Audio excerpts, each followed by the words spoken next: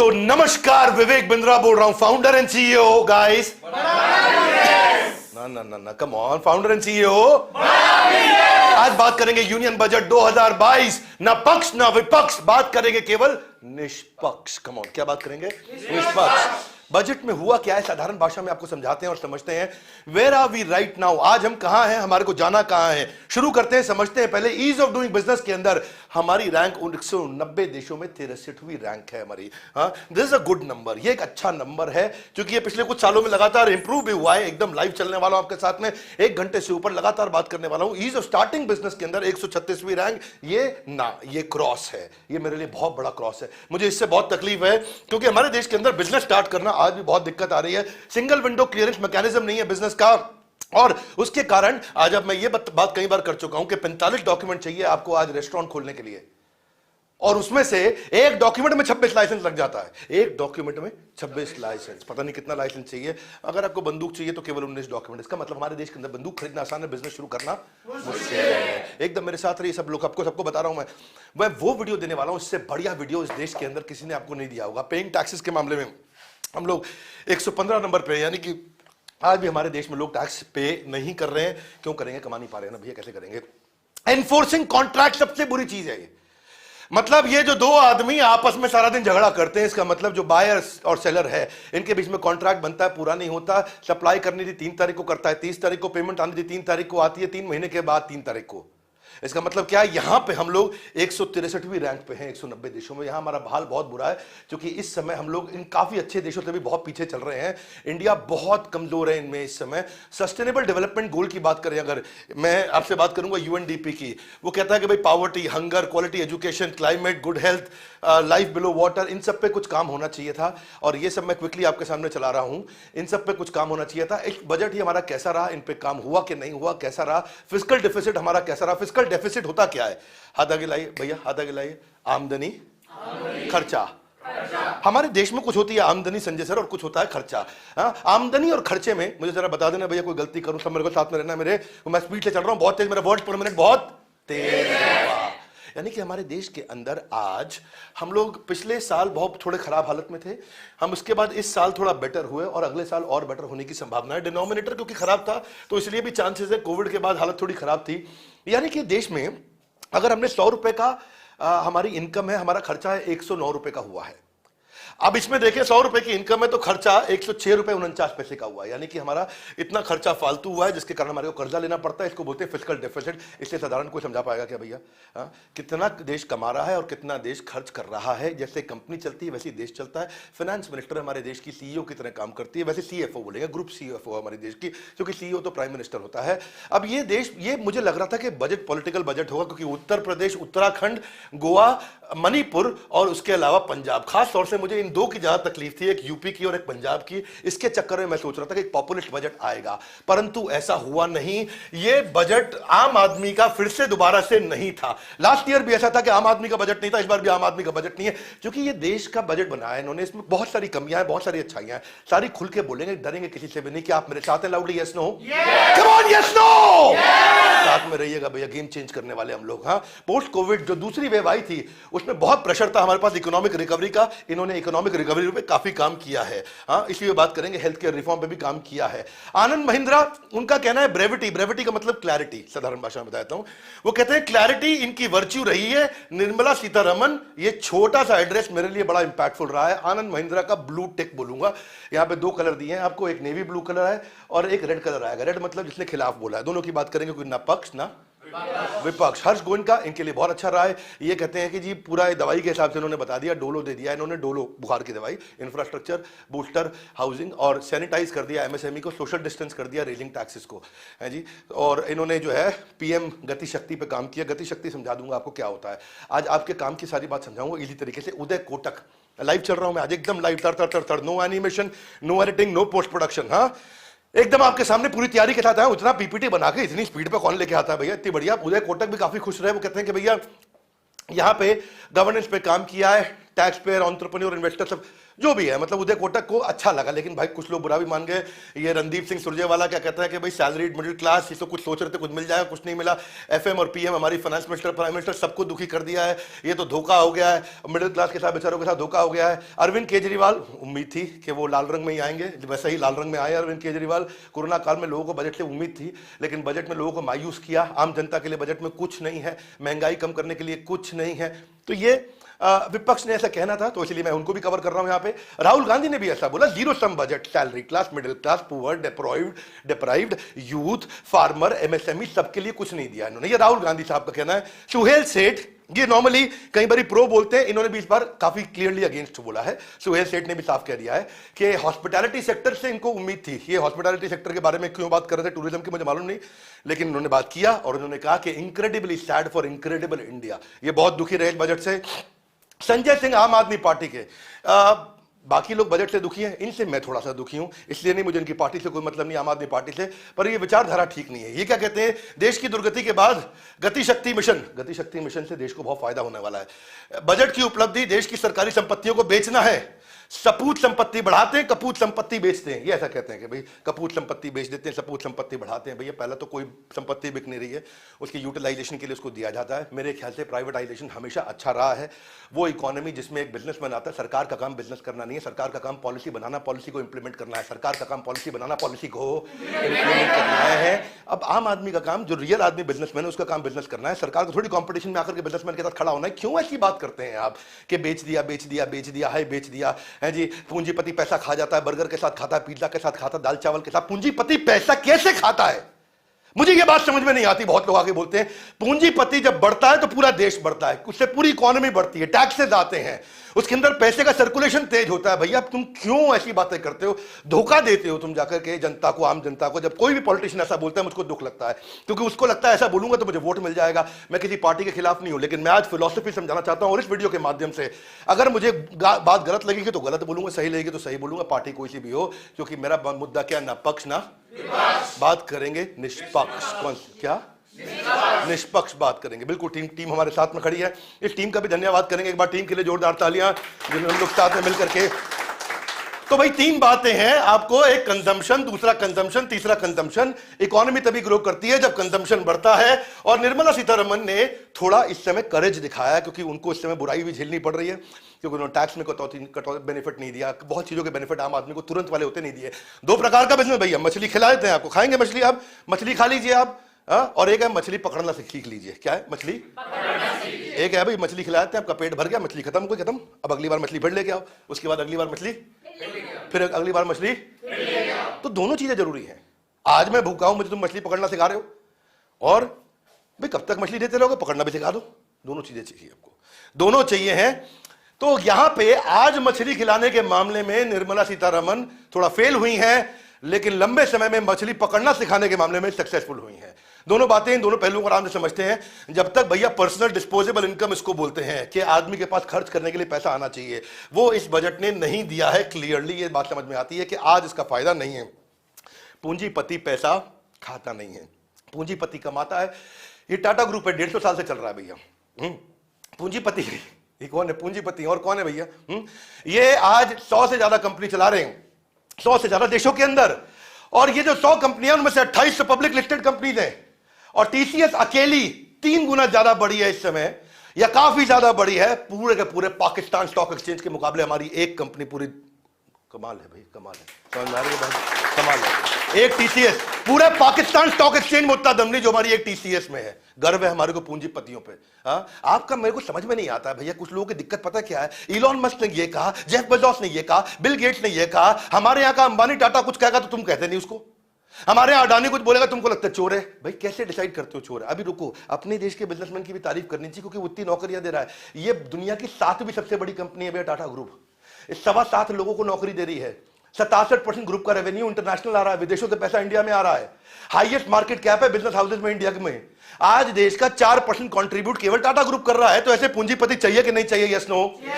तो पहले ये मुद्दे को समझ जाओ। 2.5% टैक्स जो है ना इंडिया का 50,000 करोड़ रुपया, पूरा आसाम, हिमाचल, उड़ीसा, गोवा जितना टैक्स ये इकट्ठा कर रहा है उतना अकेला टाटा ग्रुप टैक्स दे रहा है। इस बजट को समझने के लिए ये फंडामेंटल समझने जरूरी है। हाईलाइट क्या है बजट के समझ लो। इंडिया की इकोनॉमिक ग्रोथ 8 से 8.5% 2022-23 में एक्सपेक्टेड है वर्सेस 9.2% इन करंट फाइनेंशियल ईयर। ठीक बात है कि नहीं? आगे समझो। कैपिटल एक्सपेंडिचर 35% 7.5 लाख करोड़ का 2022-23 का प्लान किया गया। 2023 में एक्सपेंडिचर जो है 40 लाख करोड़ के आसपास रहने वाला है। क्या मेरी बात समझ आ रही है? हाथ आगे लाइए। क्या होता है वो? थोड़ा और समझाओ। अभी समझाते हैं। देखो समझो मेरे साथ में। पहले ये समझो कि हमारा जो है ना एस्टिमेटेड जीडीपी 6.9%, प्रोजेक्टेड 6.4%। अच्छी बात है। फिस्कल डेफिसिट हमारा 4 के 4.5-5 के आसपास होना चाहिए। 40 लाख करोड़ कहां जा रहा है? मुख्य रूप से 2 जगह जा रहा है। एक स्कीम सब्सिडी एक्सपेंडिचर में जा रहा है, यानी कि उसका 41%। इतना तो जा रहा है भैया स्कीमों में, सब्सिडी में, इंफ्रा के अंदर, इसमें उसमें इतनी इन्वेस्टमेंट, लॉन्ग टर्म इन्वेस्टमेंट। दूसरा जा रहा है बाकी के सारे रूटीन खर्चों में। समझो उसको ओपेक्स है, लेकिन यहाँ हमारा देश इतना बड़ा कि ओपेक्स ही ज्यादा बड़ा हो जाता है। यहाँ पे सैलरी है, बाकी एक्सपेंडिचर है, ग्रांट है। ये 2 जगह पे सारा का सारा पैसा खर्च हो रहा है। 41 यहाँ जा रहा है और 59 यहाँ जा रहा है। ये मिलाकर के आपका 100% हो गया। अब समझो ट्रांसपोर्ट के अंदर अगर पिछले साल देखें तो 2,33,000 करोड़ रुपया लगाया गया था। इस साल 3,51,000 करोड़ दिया है, यानी कि बड़ा है। गुड, 51% बढ़ गया है। अर्बन डेवलपमेंट में पिछले साल 54,000 करोड़ रुपया था और इस साल 76,000 करोड़ रुपए, ये भी बड़ा है। Very good. यहां भी सरकार इन्वेस्ट कर रही है, यानी कि सरकार ने आम आदमी को नहीं दिया पैसा, सरकार ने देश को बढ़ाने पर थोड़ा ज्यादा इन्वेस्ट कर दिया। इससे में आम आदमी को नहीं मिला है। तो यह तकलीफ है। इसका मतलब अभी भूखा मर जाऊं क्या? अभी मछली क्यों नहीं खिला रहे? हाँ, ये कमी रह गई सरकार की। हाँ, लेकिन मछली पकड़ना सिखा दे। हाँ, इस पे काम किया गया है। तो इसका मतलब क्या है? इन्होंने थोड़ा निडर होकर काम किया। इनको कहते हैं मैं, हमारे को डर नहीं लगता, आदमी वोट दे ना दे, अभी तो देश के लिए काम करेंगे। उस टाइप का इनका थोड़ा सा मुद्दा रहा है, मानसिकता वो रही है। लेकिन विपक्ष को बात पसंद नहीं आई। विपक्ष कहता है भाई आज इतने लोग बेरोजगार हैं, इतनी गरीबी, इतनी महंगाई, हाय हाय हाय हाय। क्या?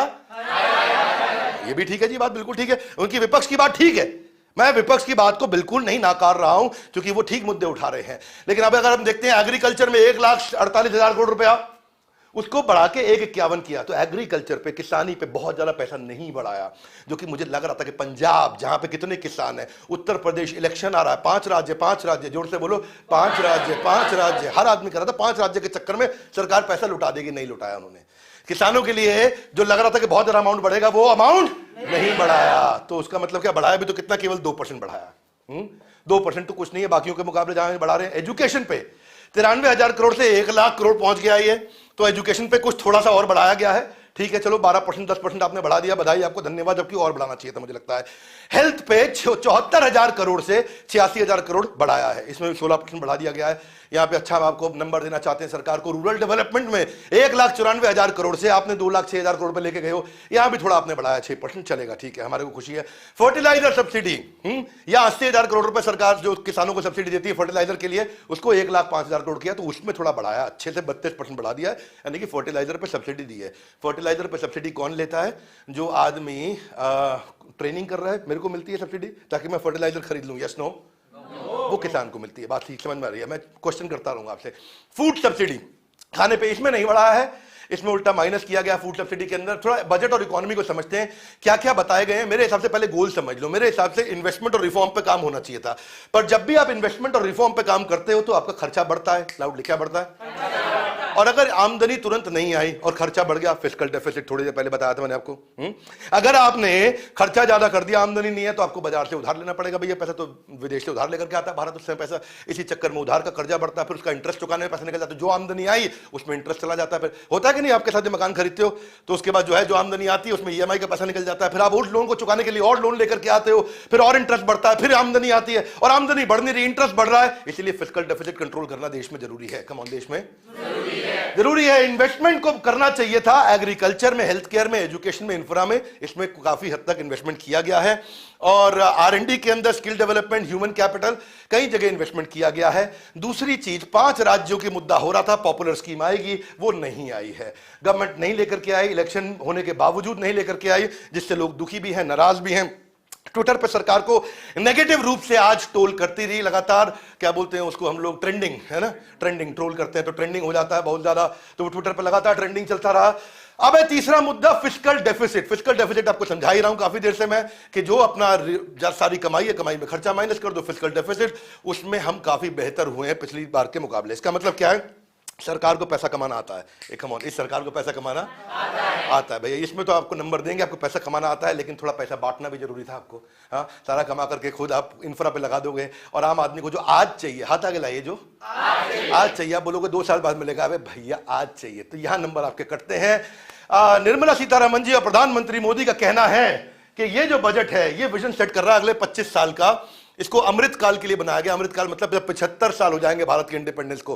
हाँ जी, अभी बहुत साल है, इतनी दूर की कहानी बताइए हमको। हाँ, पोस्ट डेटेड चेक दे दिया गया है। क्या दे दिया गया है? पोस्ट डेटेड चेक दे दिया गया। क्षमा चाहते हैं, आज हम कड़वा बोलेंगे, मीठा भी बोलेंगे, क्योंकि ना पक्ष ना विपक्ष। बिल्कुल ठीक। तो पहले बात करते हैं कि भाई आम आदमी को टैक्स में बेनिफिट मिलना चाहिए था, मिला क्या? नहीं मिला। मिला क्या? नहीं मिला। सैलरी क्लास डिसअपॉइंटेड, 0 नंबर दिया। कहते हैं क्या आपको करंट टैक्स स्ट्रक्चर में कोई बेनिफिट नहीं दिया गया है, लोग दुखी हैं। ये कौन है? ये निर्मला ताई है। कौन है? इन्होंने कहा, निर्मला ताई ने, कुर्बानी कौन देगा? हाथ आगे लाए, कुर्बानी कौन देगा? तो लोगों ने बोला कुर्बानी हम जो तनख्वाह लेते हैं वही लेंगे भैया। तनख्वाह लेने वाला आदमी सारी कुर्बानी दे रहा है। निर्मला ताई की जय हो। जोर से बोलो, निर्मला ताई की जय हो। हाँ, अब देखो भैया, मेरे साथ में ना बीजेपी कांग्रेस कमेंट बॉक्स में नहीं करने का है, हिंदू मुस्लिम कमेंट बॉक्स में हम सही बताएंगे सही को, गलत बताएंगे गलत को। तो इनकम टैक्स बजट सेशन पे आज काफी ज्यादा ट्रोल भी होती रही। देखो, गरीब को मिली सब्सिडी, जोर से बोलो, अमीर को मिली रिबेट, मिडिल क्लास वालों तुम देखो टीवी, तुम्हें मिली है डिबेट। क्या मिली है? डिबेट। तुमको मिली है डिबेट, तुम खाली डिबेट में बैठो देखो। इसलिए ये थोड़ा मिडिल क्लास नाराज रहा है, क्योंकि मिडिल क्लास का हाल बुरा हुआ है। इसी के लिए राम गोपाल यादव समाजवादी पार्टी कहते हैं किसी को जोड़ा नहीं, सबको छोड़ा है। ठीक है, ये बेचारे श्रवण कुमार हैं, ये कॉर्पोरेट पिता को भी कंधे पे उठा रखे हैं, और गरीब किसान माता को भी कंधे पे उठा रखा। उनको 2,37,000 करोड़ रुपए मिल गया एमएसपी का, इनको कॉर्पोरेट लोन मिल गया। ये बेचारा टैक्स दे रहा है। क्या दे रहा है? इसका काफी बुरा हाल है, ये दुखी है, नाराज है। तो मैं थोड़ा विजुअल्स के साथ आज बात करूंगा और इंपैक्ट पे बात करूंगा लगातार। एक भाई ने पूछा आप इनकम टैक्स के दायरे में आते हो? बोला मैं तो अभी इनकम के दायरे में नहीं आता। तो देश में भी तकलीफ है, जो आज देना चाहिए था वो आज देना चाहिए था। कम ऑन, जो आज देना चाहिए था वो आज देना चाहिए था। तो बजट में कुछ मिला, तो जो तनख्वाह जिसको मिलती है कहता है हाँ जी थैंक यू मिला है, क्योंकि निर्मला सीतारमण ने बोला है कि भाई थैंक यू, जिसने जिसने इनकम टैक्स पे किया उसको जोर से बोलो, उसको थैंक यू। तो आपको थैंक यू बोला है, तो आप भी क्या बोलो? वेलकम। क्या बोलो? Good boy, very good. तो ये कमलनाथ जी भी इसलिए काफी नाराज रहे, इसलिए लाल रंग दिखाया आपको। केंद्र सरकार को आज पेश आम बजट पूरी तरह से निराशाजनक साबित हुआ है। मैं जाकड़ों की बाजीगरी से भरा हुआ है, एक बार फिर झूठे सपने दिखाने वाला साबित हुआ है। कमलनाथ काफी नाराज हुए। होना भी था, इनको विपक्ष में है, विपक्ष में अगर कोई अच्छी चीज हो उसको भी देखना चाहिए, बुरी हो उसको भी देखना चाहिए। लेकिन क्या है, क्योंकि विपक्ष है, इनकी मजबूरी है, इनको उनके खिलाफ वोट मांगना है, तो ये एक्सपेक्टेड है कि ऐसा बोलेंगे। इन्होंने बड़ी अच्छी कविता लिखी अखिलेश यादव जी ने कि काम कारोबार सब हुआ चौपट, ऐतिहासिक मंदी लाखों की नौकरी कर गई चट, आम जनता की आमदनी गई घट, बेकारी बीमारी में बैंकों की जमा निकली सारी बचत, अब लोगों की जेब काटने के लिए आया भाजपा का एक और बजट। तो इन्होंने कविता अच्छी लगी, आपको लिए बधाई अखिलेश यादव जी। आपकी कविता मुझे लगता है लोगों को पसंद भी आई होगी, और हम आपकी कविता का सम्मान करते हैं, क्योंकि आपको ये आज करना था, आपको आपने किया ऐसा। यहाँ नितिन कामत है, ये एक जो ट्रेडिंग कंपनी है ऑनलाइन, जिसपे क्रिप्टो वगैरह की ट्रेडिंग होती है सबकी, और पैसे की स्टॉक मार्केट की होती है। इसने भाई ने बताया कि गुड न्यूज है, क्रिप्टो जो है फाइनली एक्नॉलेज कर लिया गया है। इसका मतलब ये नहीं कि लीगल हुआ है, हाँ ये बात सही है, क्रिप्टो लीगल नहीं हुआ है, पता नहीं चल रहा है लीगल हुआ, लगता तो ऐसे ही कि लीगल हुआ है। टैक्स तो ले लेंगे, जब तुम इलीगल पे टैक्स लोगे इसका मतलब, तो उसका मतलब लीगल हुआ है कि नहीं है? अगर इलीगल, आप इलीगल काम पे टैक्स कैसे ले सकती है सरकार? तो मतलब लीगल हुआ है, लेकिन ये बोला नहीं है कि लीगल हुआ है, तो लग रहा है कि जैसे इलीगल रह गया है। अब अगर इलीगल रह गया है तो इलीगल काम पे सरकार टैक्स लेगी, इसका मतलब कोई तस्करी हो रही है, इसका मतलब किसी को बंदूक ये वो सामान खरीदना, क्या उस पर टैक्स लेंगे? नहीं लेंगे, क्रिप्टो पे ले रहे हैं। अगर क्रिप्टो पे टैक्स ले रहे हैं तो मतलब ऐसा लगता है कि लीगल होने जा रहा है, ऐसा दिखता है हमारे को। तो गुड न्यूज है, डिजिटल एसेट होल्डर बोलते हैं इनको, क्या बोलते हैं? क्योंकि इसमें क्रिप्टो नहीं आती, बाकी चीजें भी आती हैं। तो इस समय डिजिटल रुपी भी अपना लॉन्च करने जा रही है, इसके लिए सरकार को बहुत बधाई। सरकार टेक्नोलॉजी ड्रिवन होने जा रही है। आप वर्चुअल डिजिटल एसेट पे इस समय टैक्स लगाएंगे, और फिर उसमें अगर आपका नुकसान हो गया है तो आपको हम कोई भरपाई नहीं करेंगे, फायदा हो गया तो हम पैसा ले लेंगे, सरकार ऐसा कहती है। आगे बढ़ते हैं। अब इस बात पे मैं यहां पे थोड़ा नीला रंग ही दिया है भाई को हमारे, अंग्रेजी बहुत अच्छी बोलते हैं शशि थरूर जी। ये कहते हैं कि भाई डिजिटल करेंसी कंसर्न है, मेरे को अच्छा लगा, ठीक काम किया, रीजनेबल प्रपोजिशन है, डिजिटल करेंसी को लीगल कर देना चाहिए, शशि थरूर को अच्छा लगा। बाकी वैसे इनका कहना है कि कॉमन सिटीजन के लिए बात नहीं करी, तो मैंने इनको पॉजिटिव की तरफ माना गया है कि इन्होंने सरकार की अच्छी चीज की तारीफ भी करी है और बुरी चीज की थोड़ी सी बुराई भी कर दी है। इनको मैं पॉजिटिव तरफ से मान रहा हूं इस समय कि ये सरकार के किए हुए इनिशिएटिव की कुछ हद तक तारीफ भी करी है। चलिए फिर आगे चलते हैं। आपको डिसाइड करना है सरकार ने ठीक किया कि गलत किया, वो आप कमेंट बॉक्स में बताते रहिए नीचे कि आपको हमारा इस समय बताया हुआ बजट का वीडियो कैसा लग रहा है। एक्स्ट्रा मनी कंजम्पशन के लिए मिलना चाहिए था आम आदमी को। मेरे हिसाब से जो सैलरीड आदमी है, आप हमारे सुझाव क्या है जानना चाहेंगे? कम ऑन, नहीं जानना चाहेंगे? Loud guys. स्टैंडर्ड डिडक्शन जो है 50,000 से 1 लाख कर देना चाहिए था, क्योंकि इन्फ्लेशन हुआ भैया, बहुत महंगाई बढ़ी है, समझ नहीं रहे बात को यार। आपको समझना पड़ेगा, किसी गांव में जाके आदमी के घर में बैठ के समझना पड़ेगा। पेट्रोल जो है आपका 63 रुपए से 95 रुपए हुआ है 2017 से 2021-22 तक आते आते। आज आप देखो डीजल भैया आप 53 रुपए से 86 रुपए हुआ है, महंगाई हुई है। अगर आप टैक्स में बेनिफिट नहीं दोगे, महंगाई कभी मारोगे, जीएसटी की भी थप्पड़ पड़ेगा, आदमी जाएगा कहाँ? तो उसको तकलीफ होगी। मस्टर्ड ऑयल ये बेचारा 75 रुपए से 150 रुपया हो गया, डबल हो गया दाम। आदमी खाना ना बनाए कि आपको लगता है कि भाई हम आगे चल के तो ये एरिया में सरकार सफल नहीं रह पाई, इसलिए लोग नाराज भी हैं। पर फिर भी इसका अगर दूसरा हिस्सा देखें तो सरकार ने काफी करेज लिया, हिम्मत उठाया। मेरा ऐसा मानना चाहिए टैक्स फ्री स्लैब का 2.5 लाख पे पिछले कई सालों से बात हो रही थी, बढ़ा दो क्या बढ़ा दो, तो जो है वो 2.5 लाख से 5 लाख हो जाना चाहिए था। कम से कम 4 करते, 3.5 करते, नहीं बढ़ाया, इन्होंने उसको छोड़ दिया।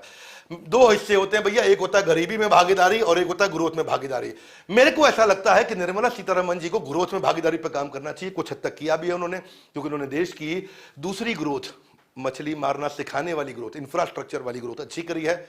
लेकिन आज जो बेचारा गरीब है उसको तो आज चाहिए था, वो नहीं मिला है। तो आगे बढ़ते हैं, इसको समझते चलते हैं हमारे साथ में कि इसका माइक्रो इंपैक्ट क्या है। कि आज अगर आप दे देते पैसा, टैक्स से बेनिफिट दे देते, कंजम्पशन को सपोर्ट करता, देश में पैसा ज्यादा घूमता, देश में पैसा अच्छे से घूमता, तो एम्प्लॉयमेंट बढ़ती, एसएमई सेक्टर ग्रो करता। अगला मुझे लगता है कि आपको इंसेंटिव देना चाहिए था इक्विटी मार्केट में इन्वेस्ट करने के लिए, क्योंकि लॉन्ग टर्म कैपिटल गेन का जो टैक्स है वो 10% है इस समय, और ये पहले 0 हुआ करता था। सरकार अगर इसको 0 कर देती तो और इन्वेस्टर आता। मुझे लगता है कि निफ्टी में जिसने इन्वेस्ट किया था आज से कई साल पहले 1996 में, वो 11% की ग्रोथ के साथ 10,000 रुपए लगा के 1,70,000 कमाया, लेकिन एफडी में 10,000 रुपए लगा के खाली 45,000 रुपए कमाया आज तक। यानी कि अगर निफ्टी में वो इन्वेस्ट करता तो अच्छा ग्रो कर जाता। तो आपको ये इंस्पायर करना चाहिए देश को कि लोग अपने पैसे को सेव करके इन्वेस्ट करें, ना केवल सेव ना करें, क्या करें? इन्वेस्ट करें। इसमें लोगों की वेल्थ क्रिएट होती है, उनके बच्चों की शादी, उनका एजुकेशन, उनको मकान खरीदना, रिटायरमेंट, वो सब कर पाते हैं। मैक्रो इंपैक्ट इसका बहुत बड़ा है। फॉरेन कैपिटल पे आपको डिपेंड नहीं होना पड़ता। आज हमारे देशवासी अगर पैसा इन्वेस्ट करें अपना, तो आपको फॉरेन कैपिटल पे नहीं डिपेंड होना पड़ेगा। एफडीआई एफआईआई आया और वापस लेके चला गया तो अचानक मार्केट गिर गई, एफडीआई आया तो मार्केट उठ गई, वो सब की वॉलेटिलिटी नहीं है। और आईपीओ लेके आने वाले लोगों को भी फायदा होता है इससे। इंसेंटिव अगर आप दे देते मकान खरीदने में, जो कि आपने नहीं दिया, ठीक बात है कि नहीं? आपने मकान खरीदने के लिए इंसेंटिव नहीं दिया। आज 2 लाख रुपए की इंटरेस्ट की सब्सिडी है, उसको 5 लाख कर देते तो लोग कितना कहते, अरे वाह, जोर से बोलो अरे वाह, है ना? आज अगर आप स्टैंप ड्यूटी को कम कर देते, आप 7% से 2% कर देते, कितना फर्क पड़ता? मैं आपको बता रहा हूं, आपको लगता है फर्क नहीं पड़ता? नहीं भैया पड़ता, क्योंकि महाराष्ट्र सरकार ने कुछ महीनों के लिए किया था 2020 में, 55% लोगों ने उतने दिनों के अंदर फट 53% लोगों ने रजिस्ट्री करा ली। ऐसा भाग भाग के लोग रजिस्ट्री करने गए, ऐसा लगा जैसे मकान खत्म होने वाला है देश के अंदर। ऐसा लगा कि मतलब जो आखिरी मकान बचा ले लो भैया, क्या ले लो एकदम, जो जो मिला सब लपक के मकान खरीदा। क्यों? रजिस्ट्री का पैसा कम हो गया। आपने 7% से 2% किया, महाराष्ट्र सरकार ने बाद में फिर बढ़ा दिया उसको, वो एक अलग बात है, परंतु असर आता है, लोग मकान खरीदते, फटाफट से फर्क पड़ता है इससे। और अगर देखो मकान खरीदते तो होता क्या, हाथ आगे लाइए, हमें क्या मिलेगा? निर्मला ताई पूछ सकती हैं कि भैया हमें क्या मिलेगा? आपको बहुत कुछ मिलता, क्या बात कर दिया आपने? आपको ये नहीं कि इंटरेस्ट कम मिलता, टैक्स कम मिलता, आप तो बहुत कमा जाते। पहले तो देखो आम आदमी को मकान मिलता है ना, उसकी ट्रांजैक्शन कॉस्ट कम होती और वो इंटरेस्ट से पैसा बचाता। दूसरी चीज, रियल एस्टेट आगे बढ़ जाता भैया। ये रियल एस्टेट वाला वो अनाथ बच्चा है जिसकी तो कोई चिंता नहीं करता है। आज की डेट में रियल एस्टेट वालों का क्या हाल हो गया, समझ रहे हैं? पहले आप समझ लें कि एग्रीकल्चर के बाद हमारे देश में दूसरा सबसे बड़ा एम्प्लॉयर रियल एस्टेट है। 1.5 करोड़ लोगों को तनख्वाह दी जा रही है यहां पे, और रियल एस्टेट वालों पे पैसा आता, अगर एम्प्लॉयमेंट बढ़ती, स्टील वाले कमाते, सीमेंट वाले कमाते, टाइल वाले कमाते, रियल एस्टेट वाले कमाते, प्लम्बर भी आता, मेसन भी आता, कारीगर भी आता, हर आदमी आता, कारपेंटर भी आके लकड़ी ठोक के अलमारी बना के जाता। अलमारी नहीं बनाओगे मकान में?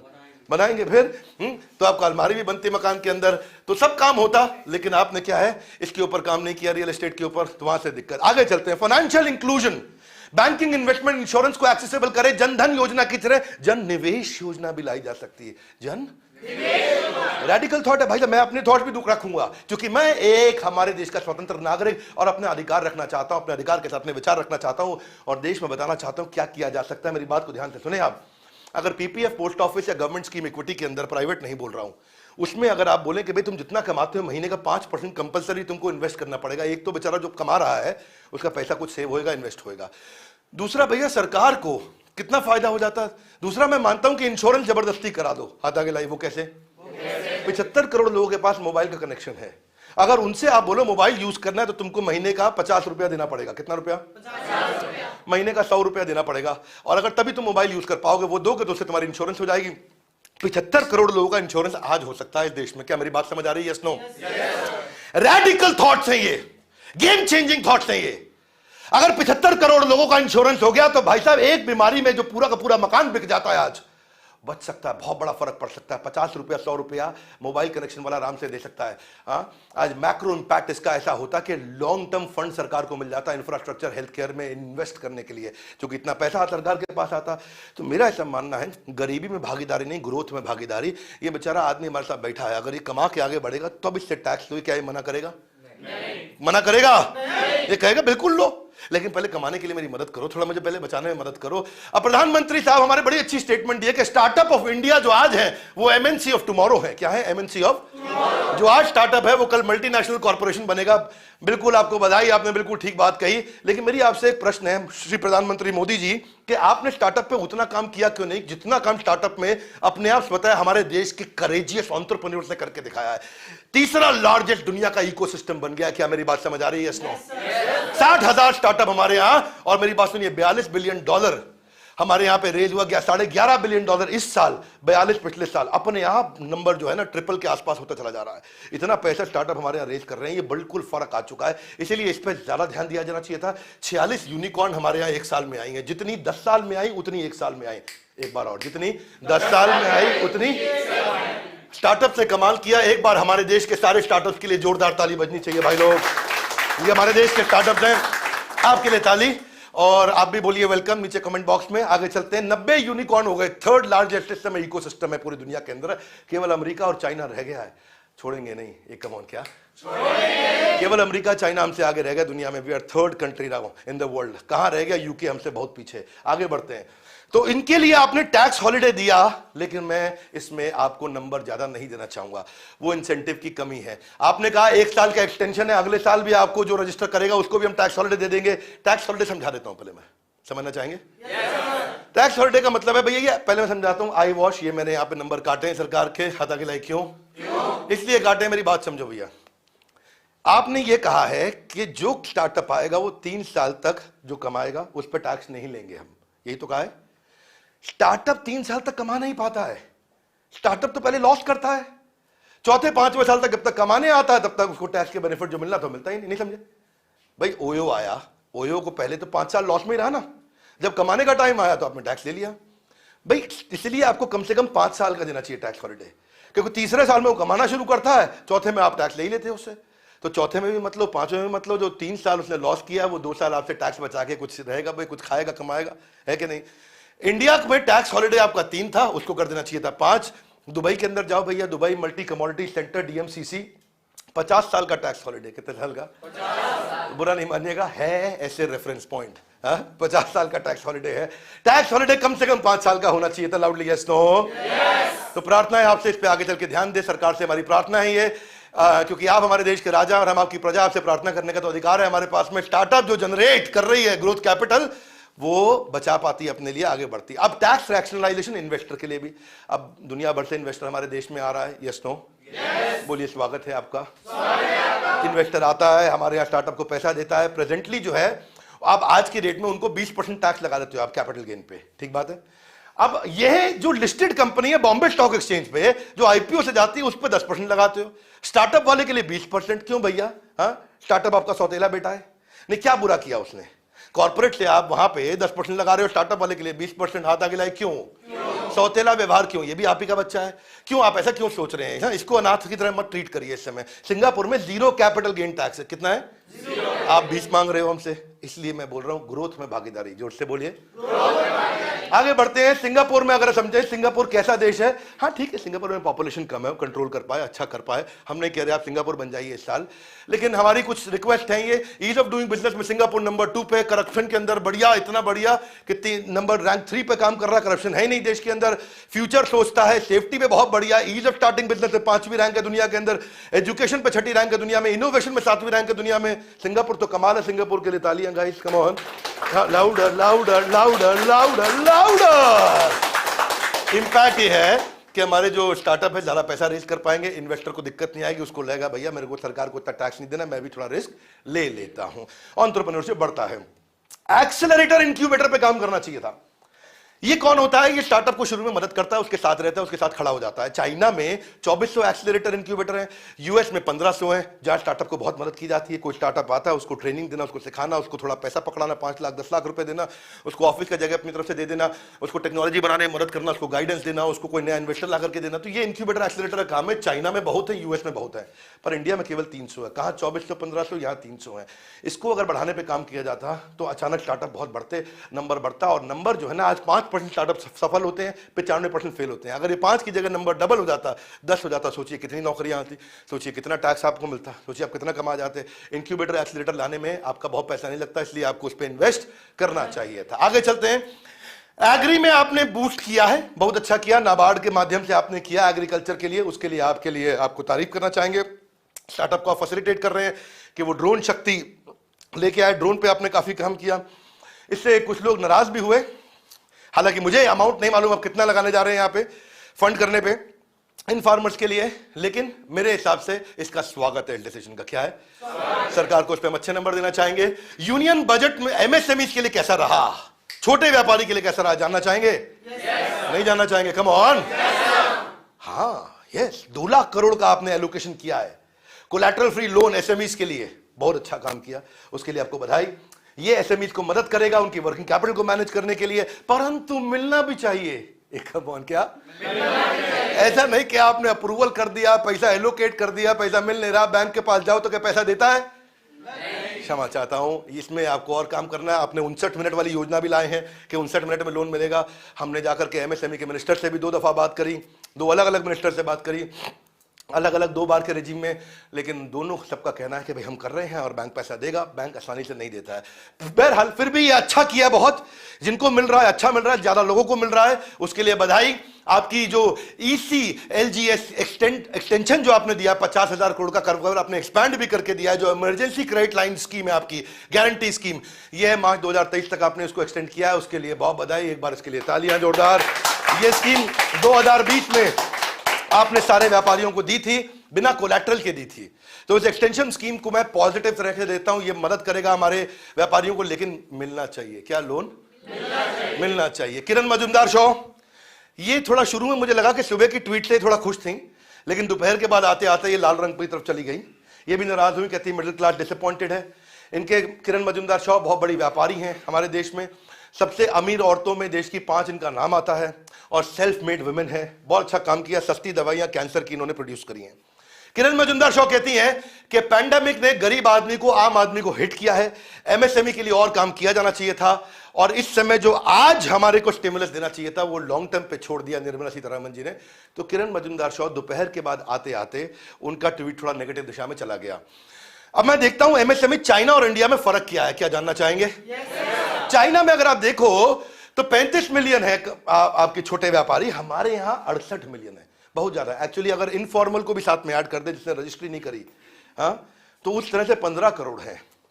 अभी 6 करोड़ 80 लाख तो रजिस्टर्ड है, तो यानी कि हम चाइना से डबल हैं छोटे व्यापारियों के नंबर में, डबल है, परंतु वो 60% जीडीपी को कंट्रीब्यूट कर रहा है और हम केवल 30% कंट्रीब्यूट कर रहे हैं। यानी कि वो डबल होकर के, वो आधा होकर के हमसे दुगना काम कर रहा है, और हम उससे दुगना होकर के उससे आधा काम कर रहे हैं। इसका मतलब 1/4 का फर्क आ गया। क्या मेरी बात समझ आ रही है? क्यों ऐसा? क्योंकि वो वहां पे एमएसएमई इतना बढ़िया काम कर रहा है, 80% जॉब भी दे रहा है चाइना में, और हम लोग केवल 30% जॉब नहीं दे पा रहे। और इसीलिए लोग बोलते हैं बेरोजगारी बेरोजगारी। जोर से बोलो बेरोजगारी बेरोजगारी। इसीलिए लोग बोलते हैं आज 18,000 नए व्यापारी आ रहे हैं चाइना के अंदर जो बिजनेस शुरू कर रहे हैं। हमारे देश में हर रोज 1,000 कर रहे हैं, 18 गुना ग्रो कर रहा है हमसे वो। यहाँ पे एक दिन में 18,000 नए एमएसएमई आते हैं वहां, और वहां 18,000 और हमारे यहाँ केवल 1,000। ये तो इसीलिए है माहौल और बढ़ना चाहिए व्यापार का। आपको रजिस्टर करिए। आज जो कैश में कच्चे में धंधा कर रहा है उसको एमएसएमई रजिस्टर कराइए भैया। क्योंकि देखो इंडिया में 13 करोड़ इस समय एमएसएमई है, लेकिन 85% रजिस्टर्ड है। गवर्नमेंट को पोस्ट ऑफिस लेकर के, गवर्नमेंट स्कूल लेकर के, छोटी खाली पड़े गवर्नमेंट कॉलेजेस लेकर के, बच्चे स्कूल नहीं जा रहे उनको लेकर के वहां पे उनका रजिस्ट्रेशन शुरू कर देना चाहिए, ताकि छोटा व्यापारी भी जो कच्चे में धंधा कर रहा पक्के में करने लग जाएगा। एमएसएमई रजिस्टर होगा तो उसको अच्छा लोन मिलेगा भैया। कि तो कच्चे में लोन लोगे तो आपको लोन मिलता है कितना पे? 3% पे। कितना पे मिलता है? 3%। और अगर आप पक्के में आ गए तो लोन मिलेगा आधे %, 1% पे। क्या मेरी बात समझ आ रही है? तो यानी कि अगर आपने 1 लाख रुपए का लोन लिया, अब आपको 3,000 रुपया हर महीना देना पड़ता है। आप 1 लाख रुपए का लोन उससे मिलेंगे तो 750, 800 या 1,000 रुपया महीना देना पड़ेगा। कितना फर्क आ जाएगा? और यही लोन अगर 1 करोड़ का हुआ तो 3 लाख से 75,000 रुपया, कितना बड़ा आपका ईएमआई का फर्क आ जाता है। मैं यही कहना चाहता हूं कि मैक्रो इंपैक्ट ये, सरकार आप कितना जीएसटी कलेक्ट कर पाएंगे इसके रजिस्ट्रेशन पे और काम होना चाहिए। इसके बाद एमएसएमई की कैपेसिटी डेवलपमेंट यानी कि ट्रेनिंग पे काम होना चाहिए भैया। अगर वो ट्रेंड होगा तो फेल होएगा नहीं तो लोन चुकाएगा। अभी लोन वो चुका नहीं पाता। क्या मेरी बात समझ आ रही है? आज इंडिया के जितने एंटरप्रेन्योर हैं उनको फॉर्मल एजुकेशन मिल नहीं पाती, 10वीं 12वीं के बाद बिजनेस चालू कर देते हैं। अब आप देखोगे सब्जी वाले से लेके, परचून वाले से लेके, पंचर वाले से लेके, जब वो बिजनेस बड़ा करना चाहता है उसको एजुकेशन नहीं है। अब एक एमबीए आता है, वो चाय वाला बन जाता है, पैसा कमाता है। भाई आपको बधाई, आपने अच्छा काम किया। आपने नीचे हमारे यहाँ के कमेंट भी करते हो, मैं आपका रेगुलर कमेंट देखता हूं, आपको बहुत बधाई। एमबीए चाय वाला, जानते हो उनके बारे में? नहीं।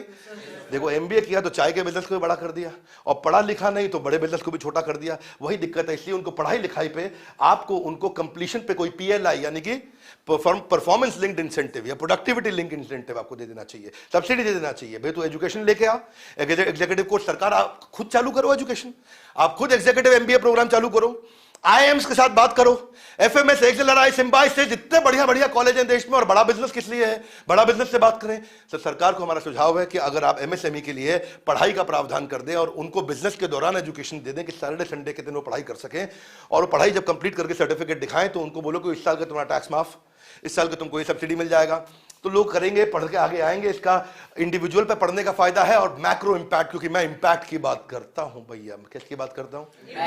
बिना इंपैक्ट के बात नहीं करता। हवा में नहीं, हाँ गैस नहीं देते हम। गवर्नमेंट ज्यादा टैक्स कमाएगी, डिफॉल्ट नहीं होगा लोन पे।